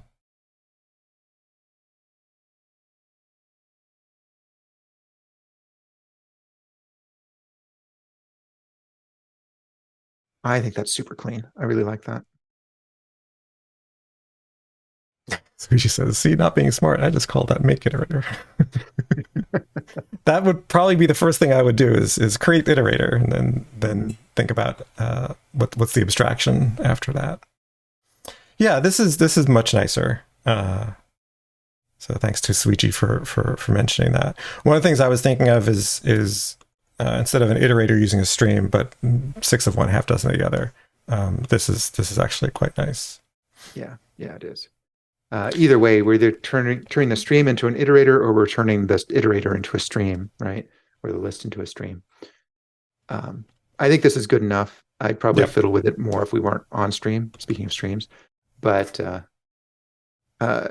Oh, one more thing though. I think it should be normalized configured responses.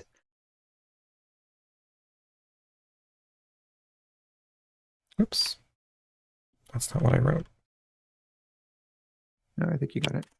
Oh, for some reason it looked wrong. We are a little inconsistent. Sometimes we'll say configured response. Are we always saying that? Yeah, I guess we always are. Yeah, okay. Technically, you might want to say endpoints configured responses, but I don't know if that's... I actually feel like the configured is a little redundant. Yeah, that's where I was sort of like feeling, do we even need that? Is that not... It's not clear. It's been bugging me, but I thought you wanted it, so I haven't said anything. So yeah, let's take out the configured.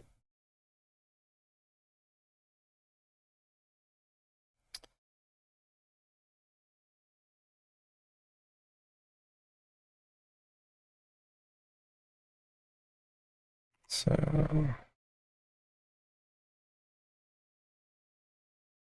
because we said next response, and that was where it sort of flipped over to be like, oh, we don't need to say configured anymore. There's an extra method that we don't need.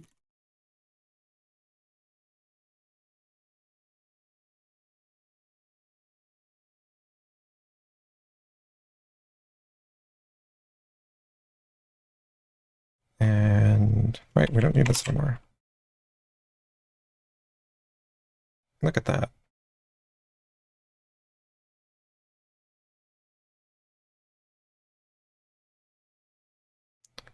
Let's just make that final.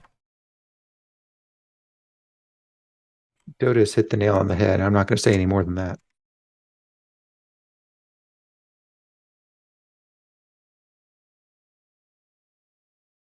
So I like generally warning-free code, so I'm going to add some.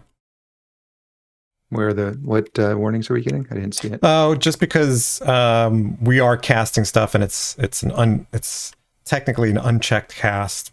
I'm just going to add a suppress warning on those.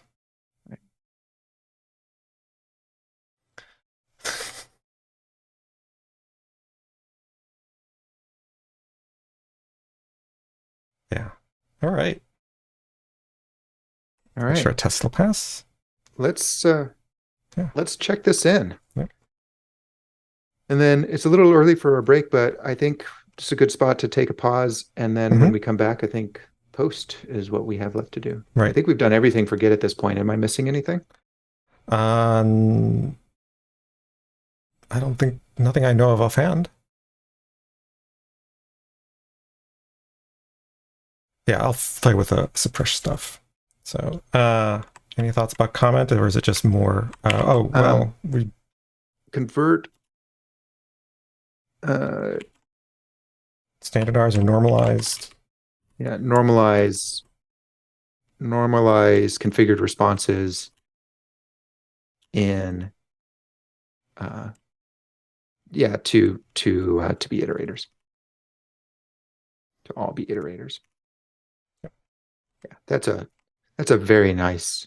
Yeah, I really like that. Yeah, that was a good one. Yeah, Suiji's been telling us to do an infinite stream for a long time. Ever since we did I'd forgotten about it. It's like, oh, I should remember to do that, and then I'd forgotten because we had other stuff to do, and then I didn't realize it was going to be so easy. Maybe if we'd done it earlier, but it's one of those things where it's like, you get your head focused on there's a certain finish point that I wanted us to get to. Otherwise, I felt like we'd play around with other stuff. So right. Actually, thanks for being insistent, folks. Yeah, that reminded us. So. All right, so let's take a short break, and then we'll pick it up with the post. All right, see you all soon. All right, and we're back. Okay, so yeah, I think what we have left to do is the post, and I expect that's going to be a lot easier than the get. But before we do that, I think we had one more test commented out. Let's just double check that, make sure we're not forgetting anything. Oh no, we got rid of that already. Yeah, we got rid of it. Yeah. Yeah. There is one thing that's bothering me about this, and that is that normally I would use helper methods to make the tests easier to read. And I don't know if we want to do that now or not. but part of me really wants to get the post done and then be done Yeah, with it. I think if we have time to clean that up, let's defer that to the end. If not, we can do it next time. Yeah. Yeah, sounds good. Okay, so yeah, what do we want post to do? Post, although it could return values, we currently don't support that. And I think that's the piece I was thinking of when I said that this is not really fully generic yet, but I think it's good enough for what we're going to do. I think making it support return values, we just build on all the existing stuff we'd already done. Like it'd be the same scaffolding, the same configuration. But as it is, let's grab the tests from it's whatever the other one is. If it's not, yeah, this one. We'll need to track. Actually, do we need to track? Yeah, we'll need to track for the purpose of the for verifying that to verify. Yeah, so we'll need to track and we'll need to say that it doesn't send, but that's pretty much it. And we can't say that it doesn't send because we don't have any actual tests. So like we're not testing against a real server, so we can't tell if something is sent or not. Right. So we just need to implement. Yeah, well, let's just write the tracker.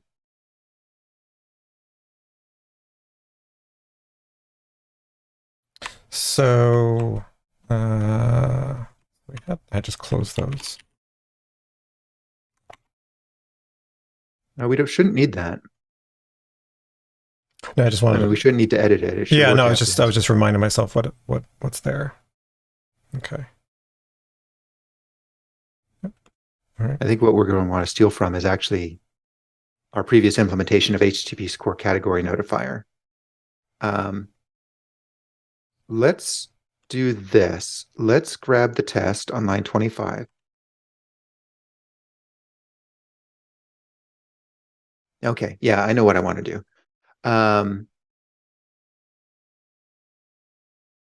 So yeah, copy this test over to our JSON HTTP client test.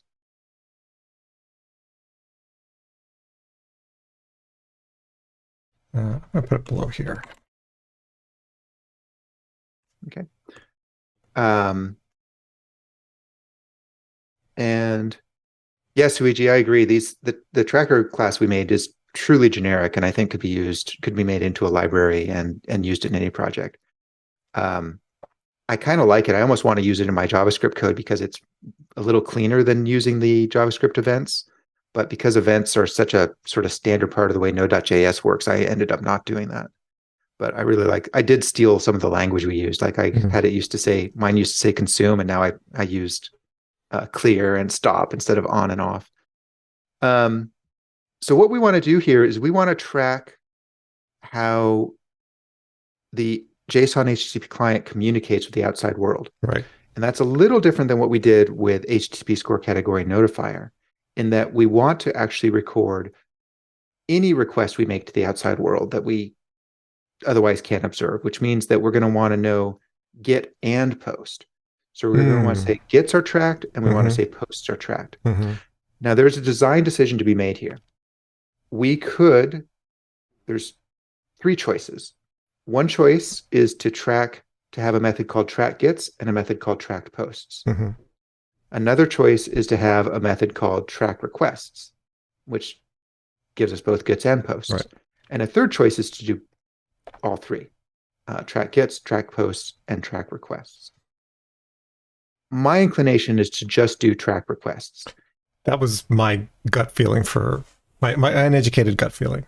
Yeah. And the reason you want to have one that combines them together is that if you don't combine them together, there can be some ordering things that you aren't aware of. Like if you have some code that for some reason does get, post, get, and you track them separately, you'll see I did get, and I did post. Right. But I can't tell when the post happened. Yeah. Right. On the other hand, now our tracker is going to have a little data structure that says, here's what the get, here's a get, and here's the get data, or here's a post, and here's the post data. And I've not done this in a typed language, but I'm imagining a little probably little inheritance hierarchy where polymorphism would do the trick, because we're probably going to have different values for get. We might have different values for get and for post. Yeah, I can't see that far ahead, so I'm not sure. Yeah. Yeah. Actually, since we're not doing, are we doing a post body with a post?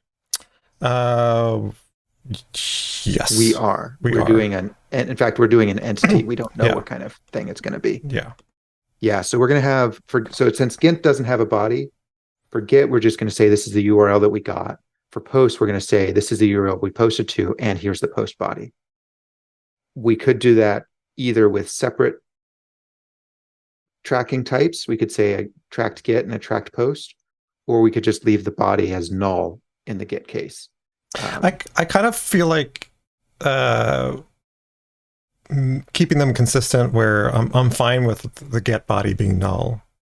Yeah, I mean, when you think about, ultimately an HTTP request is a method, an endpoint or a URL, a headers, and a body. Right. And regardless of the method, you're going to have those four things, and some of them will exist and some of them won't. Right. And that's kind of how I think of HTTP requests, is I want to know what happened with all four of those things. Yeah. Even though legal, by the specification, get is not allowed to have a body, I still want to know that I didn't try to send a body. Right. Right. Now, that doesn't really apply here because we're not operating at such a low level, but sort of conceptually, it goes along with what you're saying, that we just want to have all three fields and we'll just set them to null or not. Yeah, because I feel like the way they're going to be used, you know what you're looking for and you know what you're not looking for. So I'm fine with that. Yeah. Okay, so that's sort of what I'm thinking about in terms of the design. Then we'll do a track requests. It will return each request. We're going to track three fields in that request, and that is going to be the method, it's going to be the URL, and it's going to be the body, and the body is going to be an object. So, are you just making notes? Yeah, I'm just making notes. Yeah.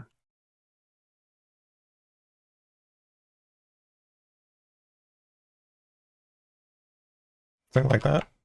Nope. We tracks only talk about what is sent out, not what is returned back. Oh, okay. Oh, right, because you can always check what's returned. Right. Yeah. And also, this is not like a SPY. In a SPY, you want to know what the method call was. The design of a tracker is really about, because it works in the production code as well as the nulled code, which is also production code. But because it works in either case, what you want to be thinking about as you're doing your design is semantically, what is it that this class does? Now, if you've got good method design, the method parameters and what it does are going to be really similar, but you don't want to design it about what's my method call. You want to design it around what is it that I'm doing to the outside world that I can't otherwise observe. Okay.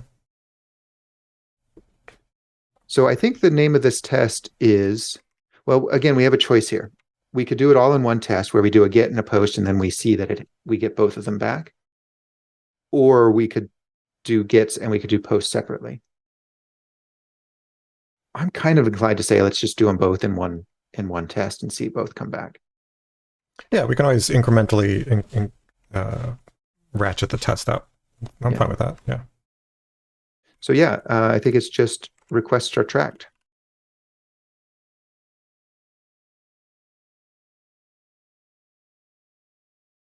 Yeah, Whiskey, I'd say that's fair. I'd avoid calling it a SPY.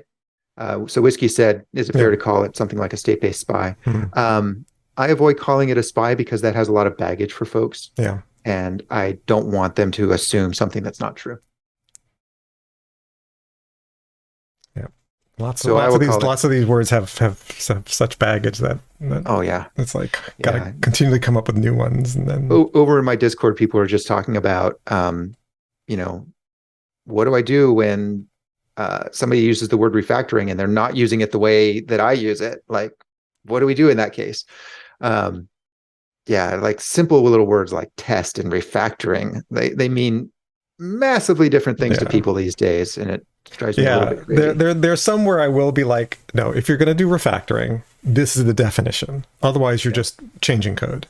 When it comes to test and what is test, that Unit versus integration especially is like, I'm not going. In fact, like that's part of the stuff I'm writing about. It's like I'm going away from this idea of differentiating between the two because it doesn't get at least for me, what are the different kinds of things I want for my test, and in what situation am I doing them?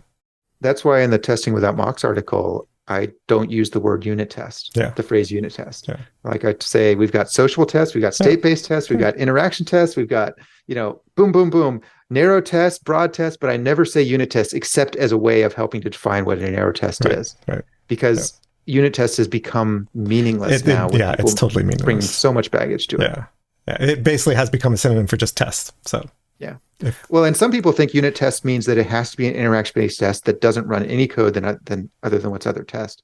And then they say an integration test is what I call a unit. Anyway, especially I don't know. Maybe you know the JavaScript world better than I do, but it seems like there's a lot more of what I and hope maybe you would call a social test being called an integration test. I don't see that as much in the Java world. In the Java world, it's pretty much, if I see integration, it's usually they're talking about maybe not talking to a real database, but thinking about it, and the word database is used even if it's a fake database, and they'll call that an integration test. I don't often see sort of social and integration confused as much in the Java world. And that's probably because Java, of course, was, other than Smalltalk, kind of the first mainstream poster child for doing programmer testing. See, I don't even say unit testing anymore. I say programmer testing. Developer testing code. Developer testing. Anyway, I think we've exceeded our legally mandated sidetrack time now, but that's fine. So the way this is going to work is we will make a JSON HTTP client. Let's make a null one because we don't want to make a real one. And it doesn't matter what the result is. And see, this is why, we're going to start running into a problem here in that we actually don't care what the response is, but it's going to throw an exception. Remember how I said that create null should have some default value. But that's okay. Let's just go ahead and put in a default value.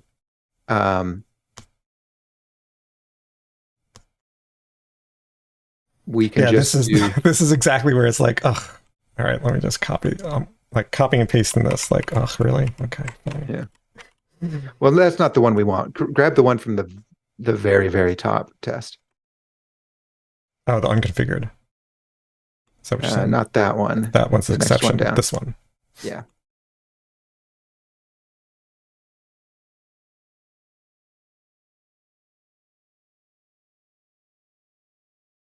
I'll just inline that. And what you can do there is just say new example DTO, because we won't care what the value is, and you can just not even pass in a value.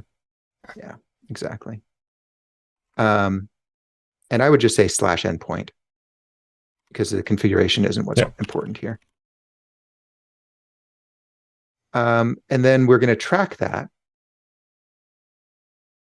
And I don't remember what we get out of that.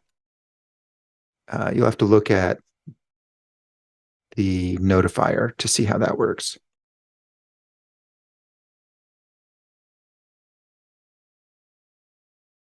So this. Got some redemptions coming in chat, Ted. Oh. I'll hydrate. I don't have any caffeine. I should turn off the caffeine because it's late enough that I don't like to drink caffeine. But thanks, folks. I'm gonna hydrate.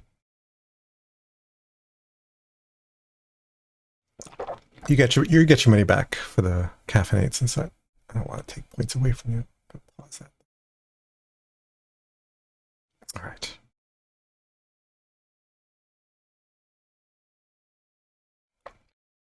Yeah, so we've got track assignments that returns an output tracker of the thing that is right. The track event, as I think about it. Right. So I think what we want to track here is an HTTP, a JSON HTTP request.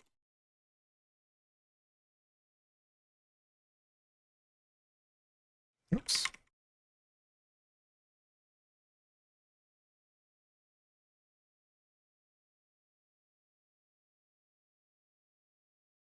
some like track requests.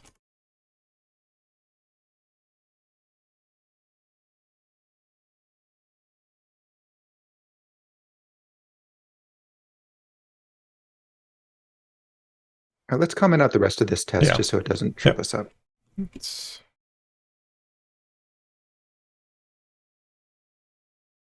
So let's dump that. Dump that.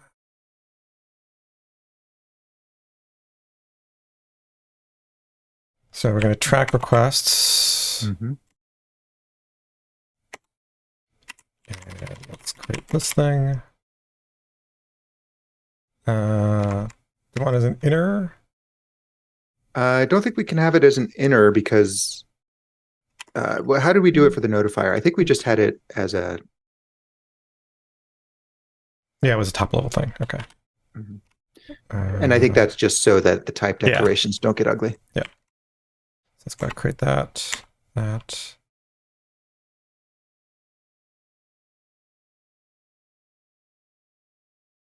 Flip that down there.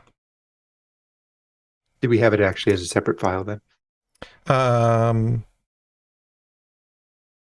Yes. Right, because it has to be public, otherwise it has you to be can't put it public. in the type declaration. Yep. So we said we wanted. Do we want fill this in? Yeah, we want a method which is an enum of get or post. Okay. So what are we going to call that enum? Request. Yeah, we can just use an existing Yeah, type. there might be one. What does that one do? No, that's a whole request. There's probably an enum somewhere. Whiskey says HTTP method. Ah.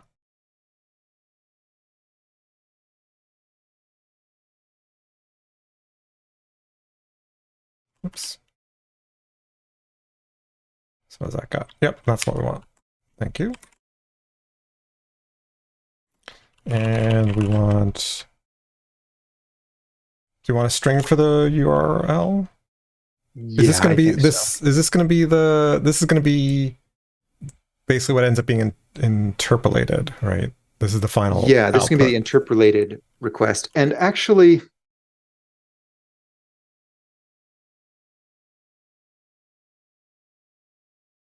I'm wondering if the HTTP method we want it to be a string, because just what we're going to be doing is we're going to be hand typing this in our tests, and having it be a string might be a lot more convenient. Rather than just specifying this directly?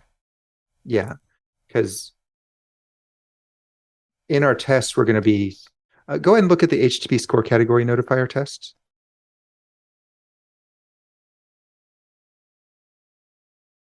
So we're going to be doing this new JSON HTTP request. And then... Oh, no, I guess if it's an enum, we'll be able to just say HTTP method.get. Because it's literally like this. Yeah. Yeah. Right. Okay. But then for the URL, I think we want it to be a string because we don't want to say new URL. Yeah. And that is going to be the interpolated. But I would just call it URL. All right. And then the body, which is going to be of type T. Yeah. Darn it.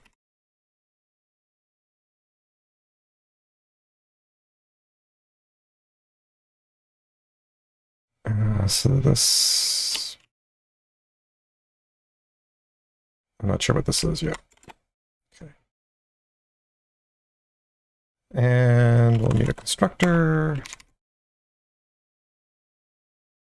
And we'll need some... Oh, now I remember. Right. I was like, was there a reason we didn't do this as a record? It's like, yes, darn it. We're still in the older version of Java. Okay, I got to make a note that I'm upgrading us. Upgrade to Java 17, because if I don't write it down, I will forget. Suiji says object for the body. But I don't think... Oh, if we're gathering all the requests, then they could have they different could, types. Yeah, they could be different types. Yeah. Yeah. Yeah, because it's not just a single one. So.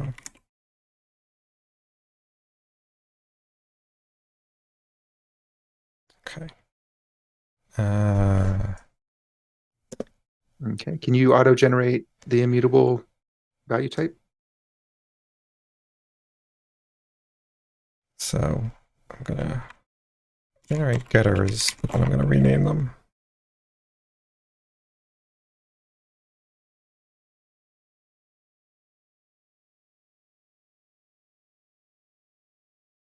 Okay. Oh, and these can all be final. Okay. All right. And I think we'll need an equals method. Yeah, let me generate those.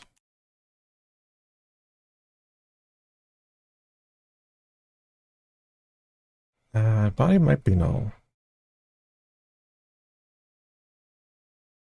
Okay.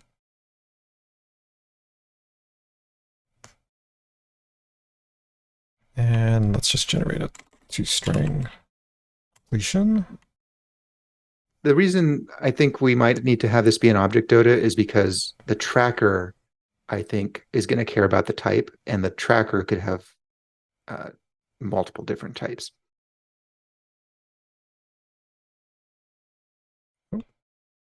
Oh, code together. Okay. All right. Well, that's what I would do, Suiji. I'm not sure if Ted would agree with it.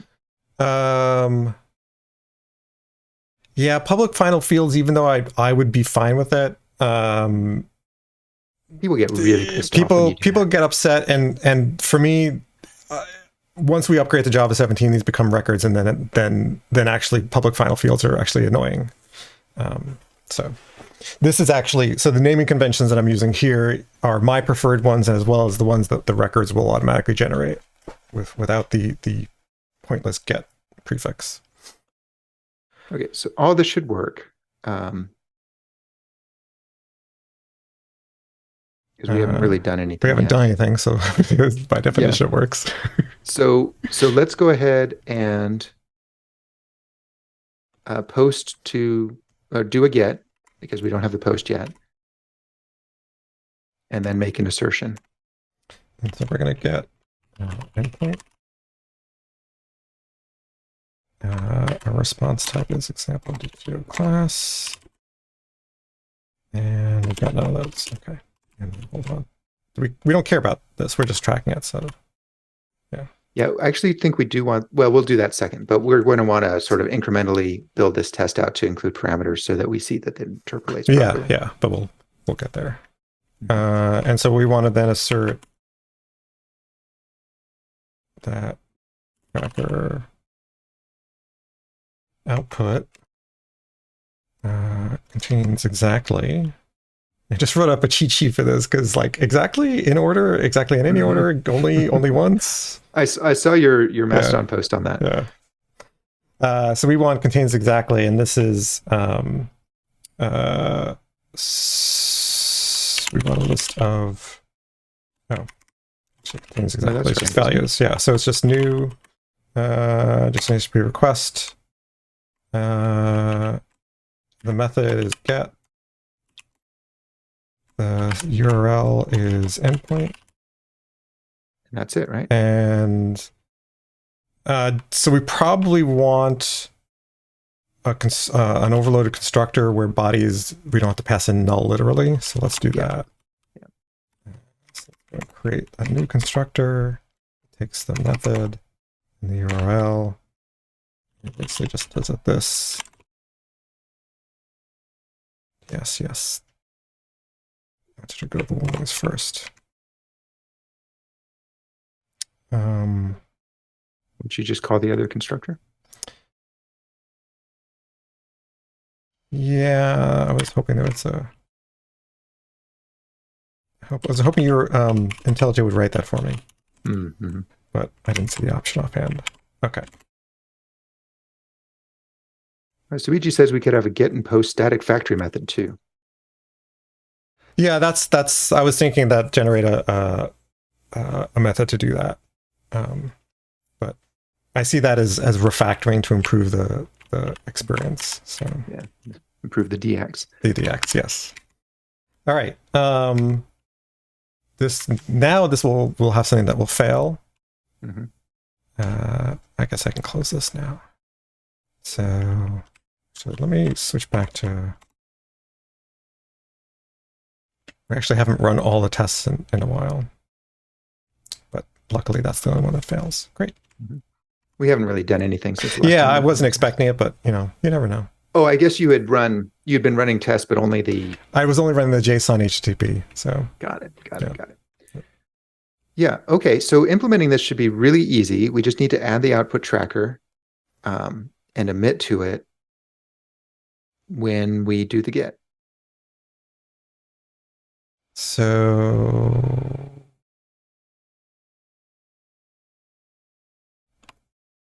need output tracker. I don't think that's output tracker. I think it's output listener. Ah, right. At this level, it's the listener. And that's going to be JSON HTTP request. No, wasn't it? There we go. Listener. I would say request listener. Or just listener.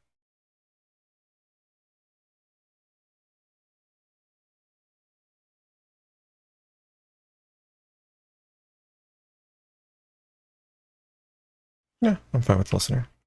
And you will want to default that to an instance.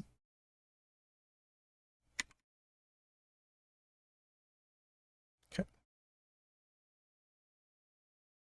Then down in track requests, we should return that.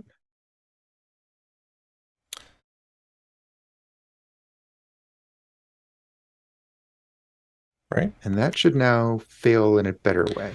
Yeah, so it should fail because, well, it won't be null anymore. It will be empty. Just empty. Yep. Yeah.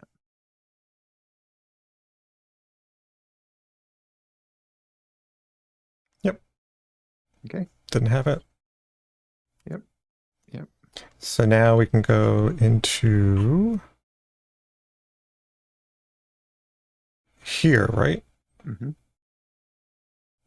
So listener emit. Yeah, I think the static factory methods for each method type is going to be a lot easier. So we'll do that in a second. So this is a get. The URL. Well, let's say URL template for now. Yeah. And that's it. So that should pass. Yep, it does. Nice. Okay. So yeah, let's do some refactoring on this. Yeah. So I'm gonna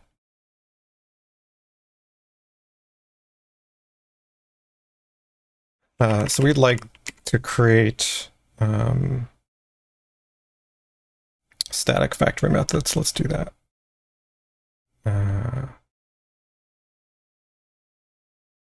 What do we want to call it? Get request? Get and post, I think.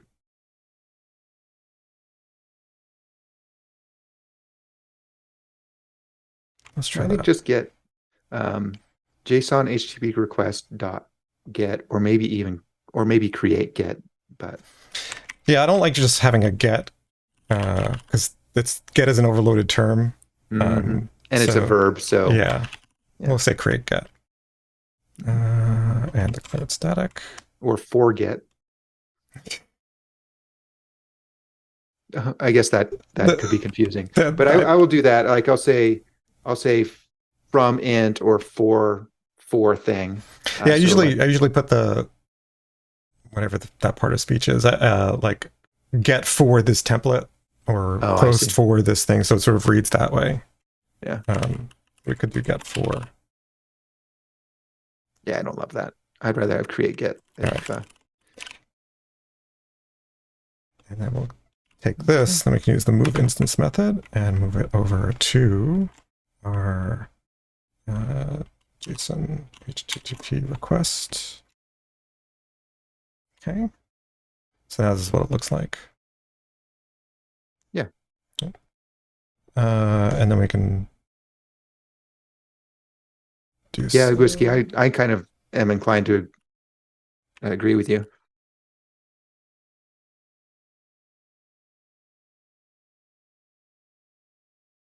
And replace that. Nice. Yeah, I can put this together. Yeah, I was actually thinking that as well. Should we do that? Yeah, let's do it. If you're happy with it, then I'm happy with it. I'm fine because I think. I mean, I would just. I wouldn't do it that way. I just be get. Let's see. What does that look like? Is that the right spot? Yeah. I'm not crazy about it. I like terse code. Do you say you were okay with it? Or not okay? I'm not crazy about it. Okay, let's change it back to create get. Yeah, then. I kind of. It goes enough against conventions that it looks weird. Yeah. So let's actually inline the constructor on line 18. Sure. And then I think ultimately what I want to do is make line 12 private and then make a create post.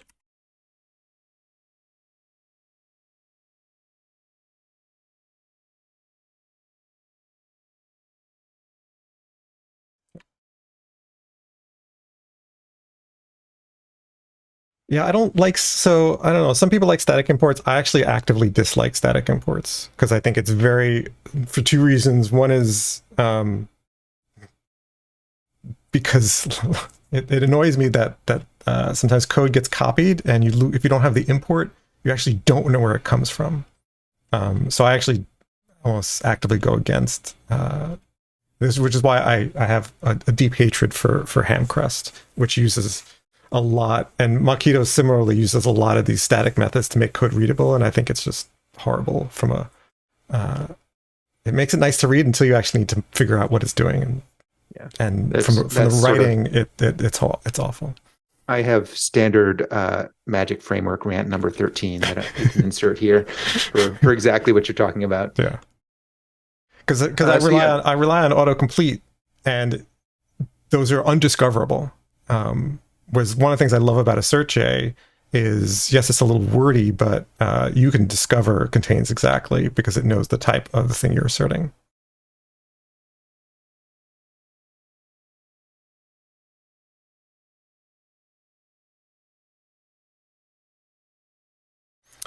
And don't forget that. Thank you.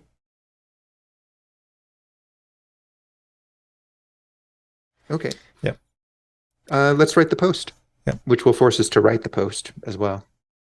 So we're going to continue with this test. Yeah, I would do it right after line 143, in fact. Oh no, we can't do that next. We forgot something. Let me put in what we need to do here. Right. Because we didn't get that working.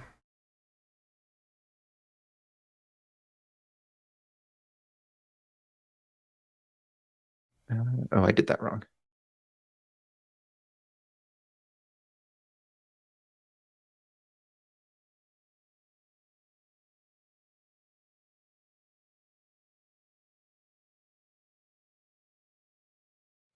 Back to you.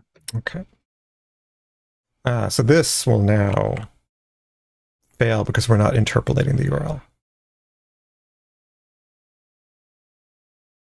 Yep.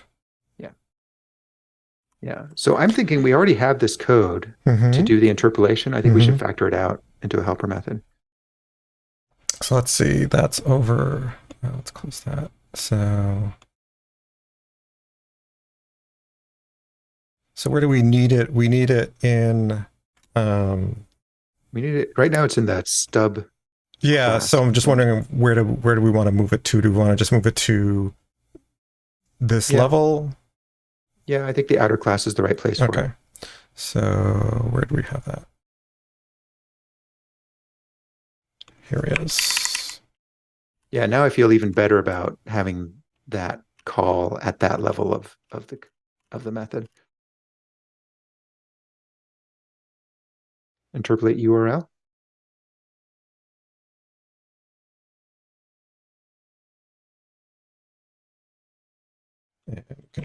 That. And let's move this up. So let's, oops. Yeah, we'll move it out of here. Up here.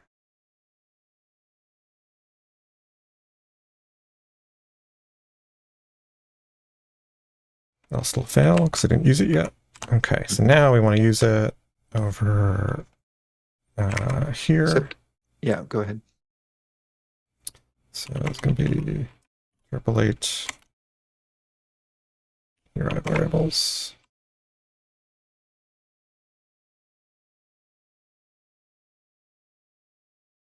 Yep. Then on line 53, let's change the URL variable to URL template.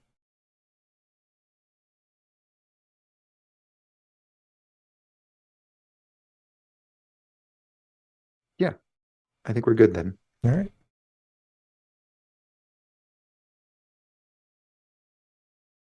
So so that's our get. Yeah, let's actually check in. Yeah, I was going to say let's do a commit. So we've added output tracking for JSON-HttpClient.get. Output tracking, I would say.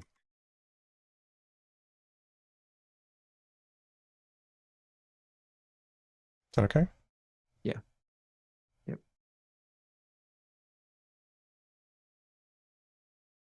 All right. Okay. We don't have interpolated variables for post, do we? No.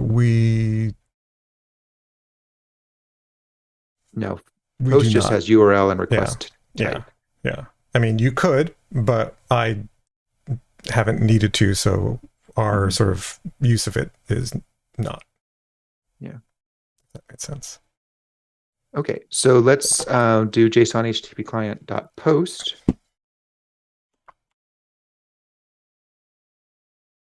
And while you're typing that, I'm going to make a few minor changes.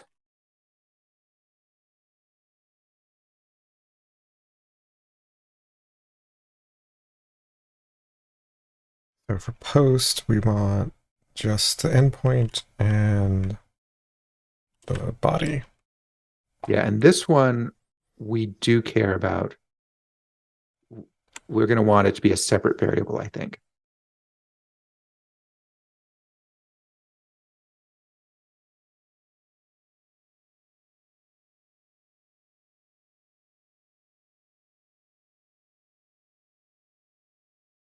And that should be an example DTO.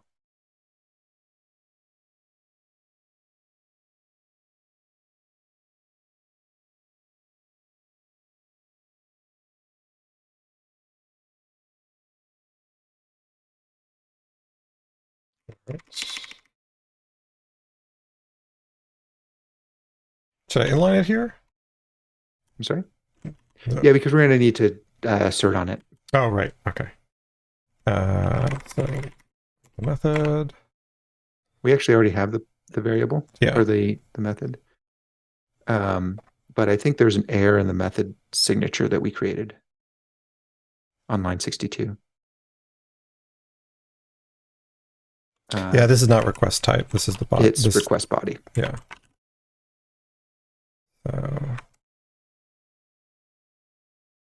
And URL template is just URL. Yep. No, not that one. Yeah, no, that was correct. You're off in the weeds here. Sorry, what did you... Oh, right, not that one. You're right, sorry.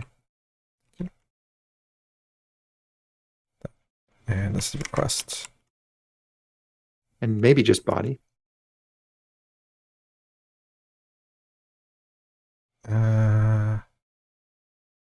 REST template wrapper. Oh, we haven't done anything with that yet. Okay. No, we haven't done anything. So then I can't even do that because we don't have a REST template. We do have a REST template wrapper. We just don't have we don't have the post for it. Yeah. Yeah. So, so I want to make it compile. So let's do that.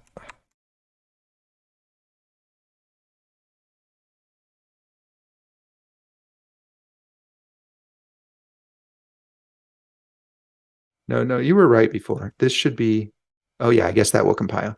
But now what we need to do is, I was just looking at they call this request and not body. That's why I was looking at what they call this parameter. Oh, okay. But I think, but I like body better. I like body better too.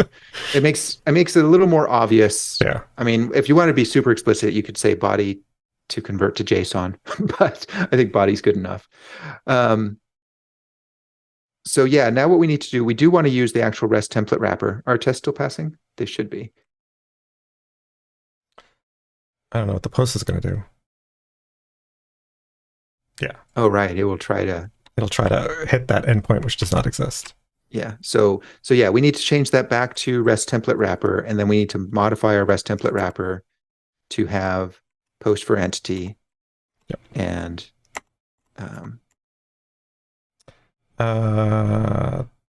there's no. This is not class void. That should be class T response type. Yep.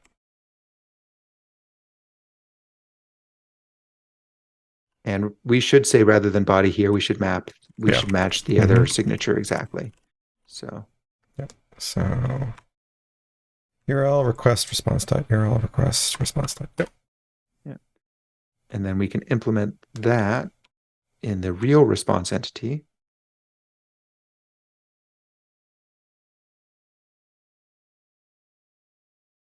And this is just REST template, post, URL, request, response type. That's a really good question, Suiji, and I think we will punt on that. When we're actually testing the error handling at a higher level, we can implement support for it. So now here in our stub, that's it. That's it. The space deliberately left blank.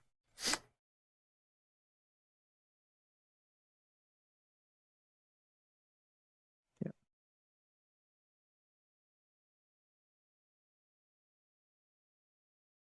So it passes because we're not asserting on anything about the post.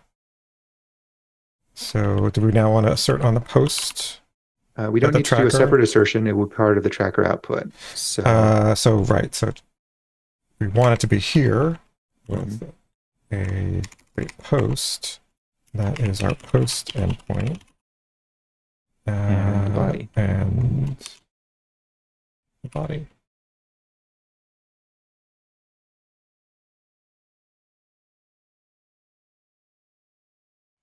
So this will fail because there won't be any post entry. Yep. Could not find that post.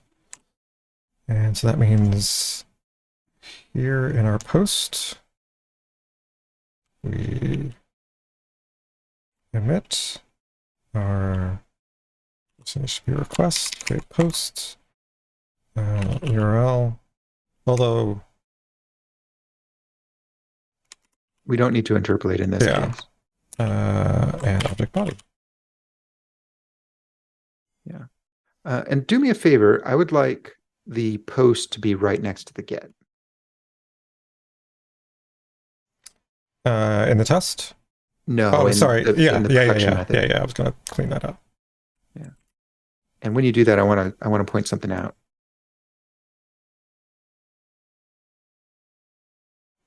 So the comment came up earlier, how is tracking different than a spy? And I think the get tracking actually illustrates it perfectly.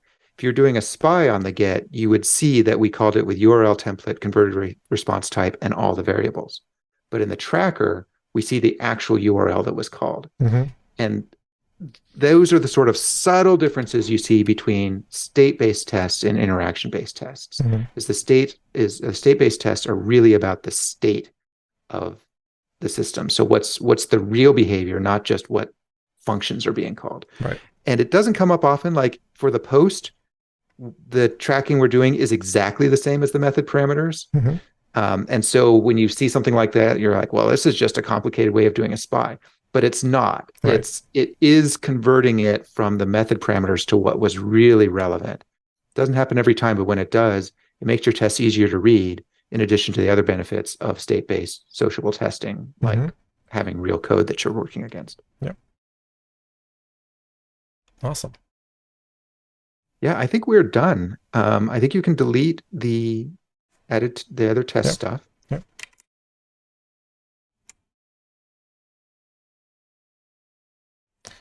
And then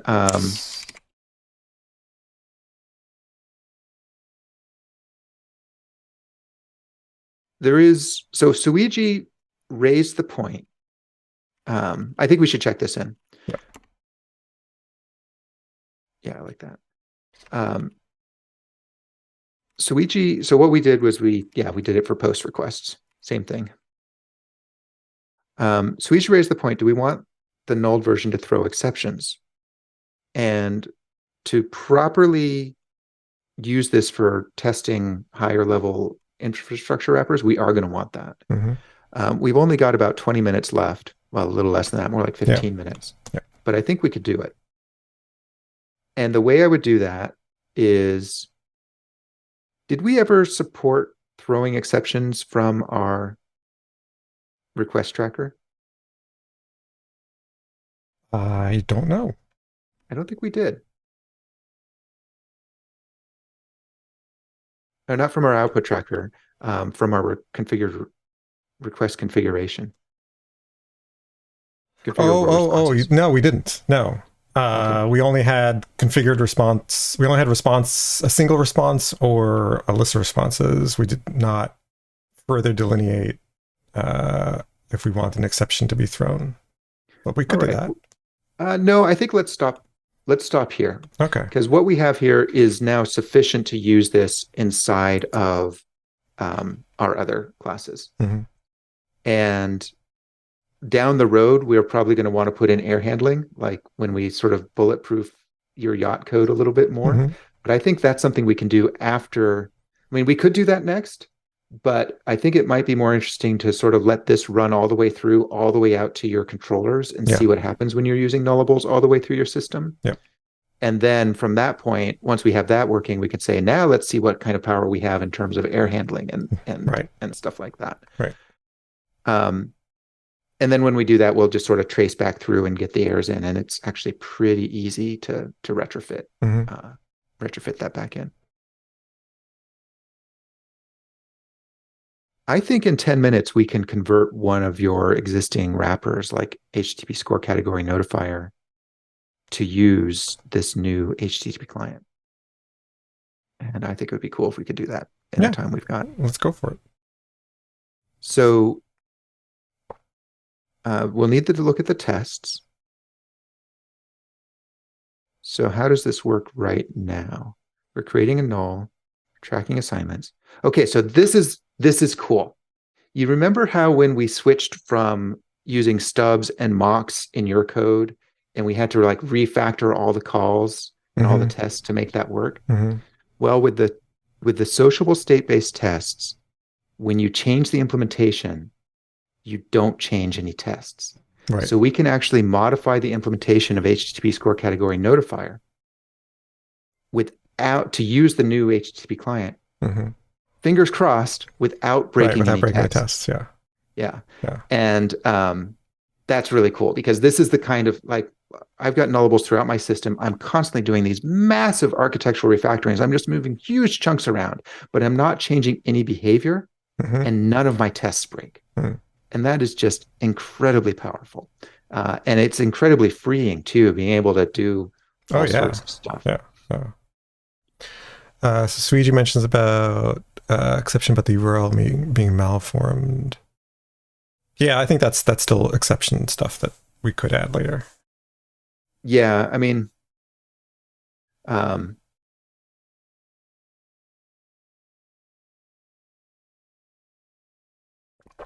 yeah, you do want the behavior of the null, the stub, to match the behavior of the real thing. I just don't want to do it right now, so Yeah, yeah, yeah, I'll make a note yeah. because I really want to get to the cool part that we're about to do. Yeah. Now, I said that we can do this without breaking tests, and I'm doing it in the last 15 minutes of our stream, and both of those are very dumb things to commit to. But let's try it. Let's see how far we get. What we should be able to do is, let's see, how can we do this? So let's do it gradually. Let's modify the constructor to take a JSON HTTP client as well as the REST template wrapper.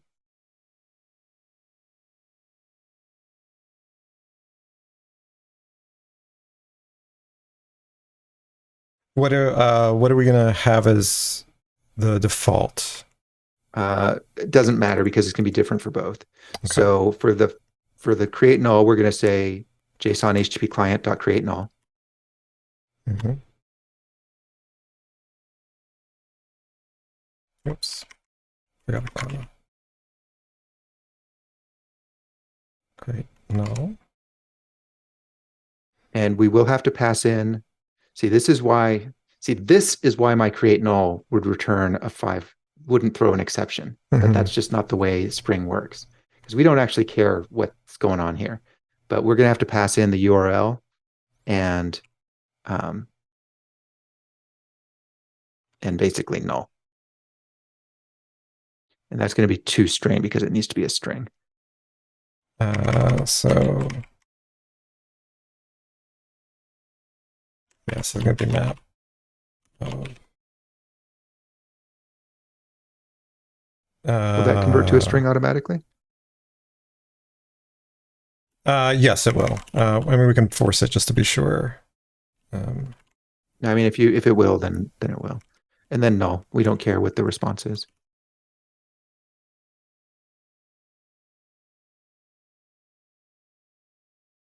Oops.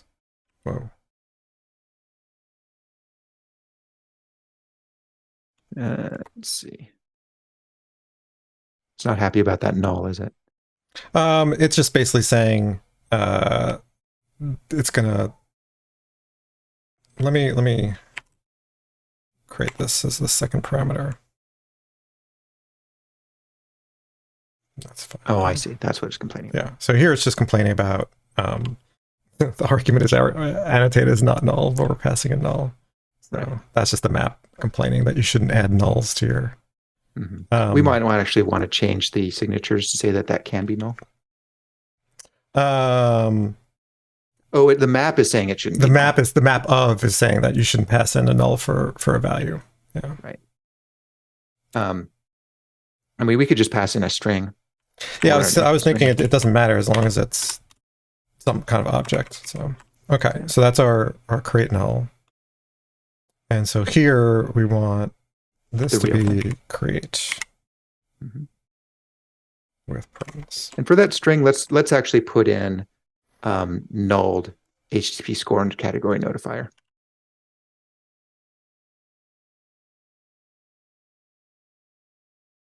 And this is why we needed the infinite, because we need this to not run out. It will just, you can call it as many times as you want. Right. And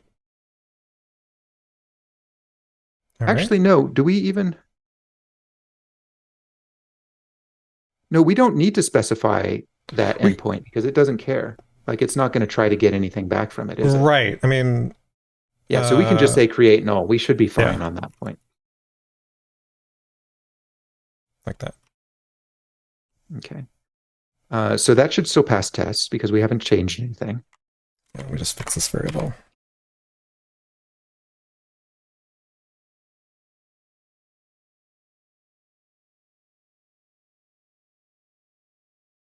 All right.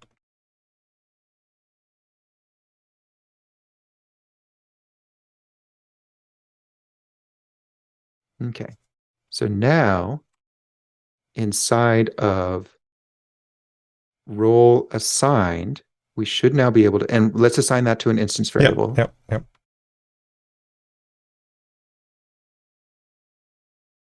And so here we should be able to do this HttpClient post. So here,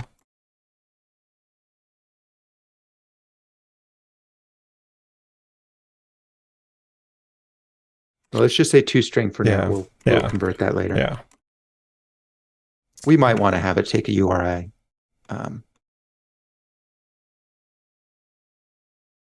And so this role assigned to category, and that's it. Yeah, and then you should be able to delete line 50. That should still pass test. Now, we don't have tests around this properly, but... so I could enable this one, the one that actually talks to the real world. Yeah. Let me see, I have my yacht tracker running. That's the only sort of real test.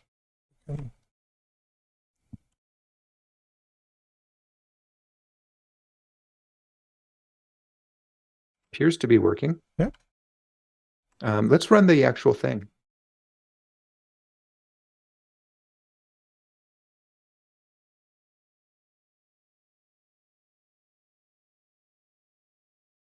So if this is working, we should see values being posted to the yacht service, right? Right. Which means that when you make a score change, it will show up as the average. So, let's see. Game is running on 9090.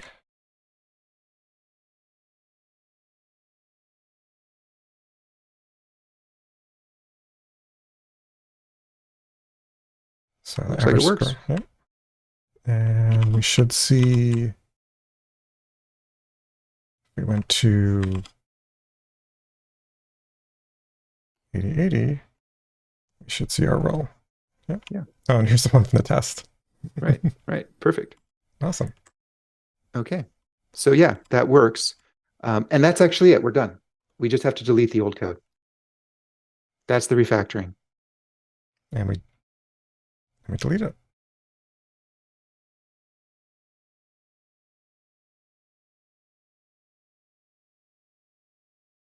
So yeah, let's delete the REST template.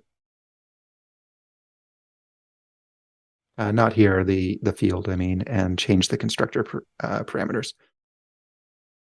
Right, so we don't need this anymore.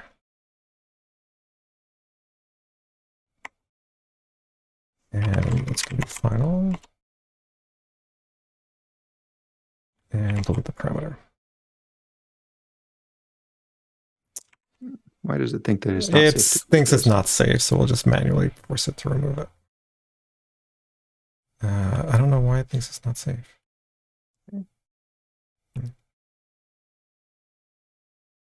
That's right, Suiji. Worked the first time, nearly every time. Sort of my catchphrase from my TDD series. I kept waiting to be proven wrong because it's not really true. It's usually true. It's often true. And so now all this stuff goes away. All of it goes away. Gone. So let's stop that.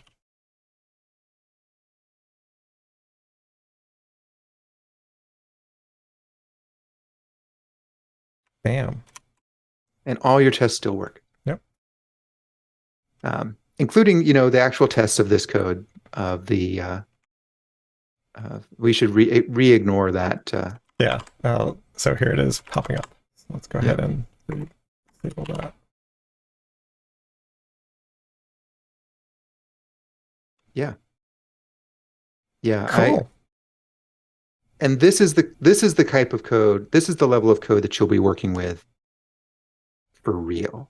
Like all the crap we've been doing with HttpClient, that's sort of one and done. Yeah, that's can close that box and put it away and and label here there be dragons, beware of leopard, and and never look at it again. Yeah.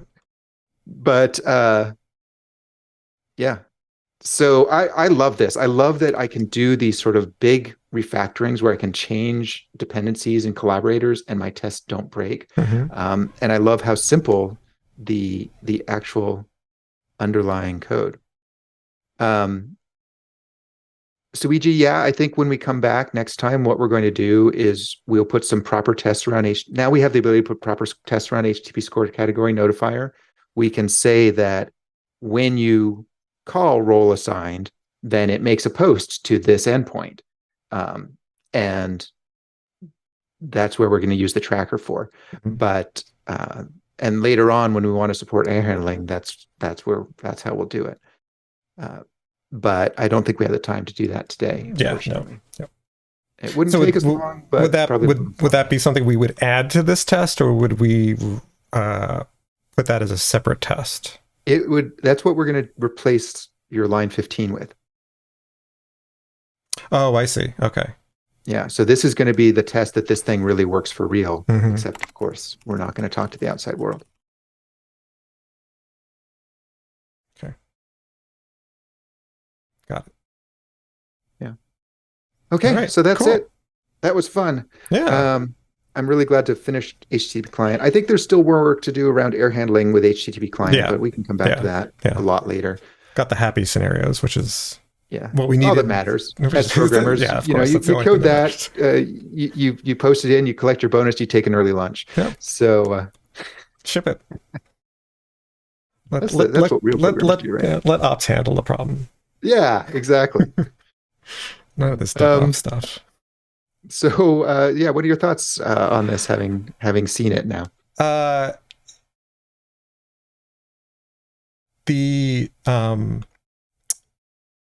really like the output tracker stuff in the HTTP client, as well as the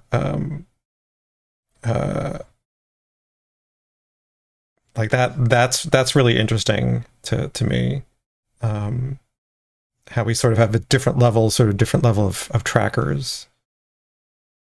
Yeah, because they do get repeated for every nullable because of encapsulation. Yeah. The trackers are only for the semantics of the things being tracked, which is why I was very happy to finally, like years after I first did output tracking, to come up with. It was based on something somebody said in my TTT stream. Actually, it's like, can you genericize this? I was like, maybe. I was like, oh wait, yeah, that'd be a good idea, wouldn't it? And it turns out to be really nice, simple code, very, very easily genericizable. Yeah.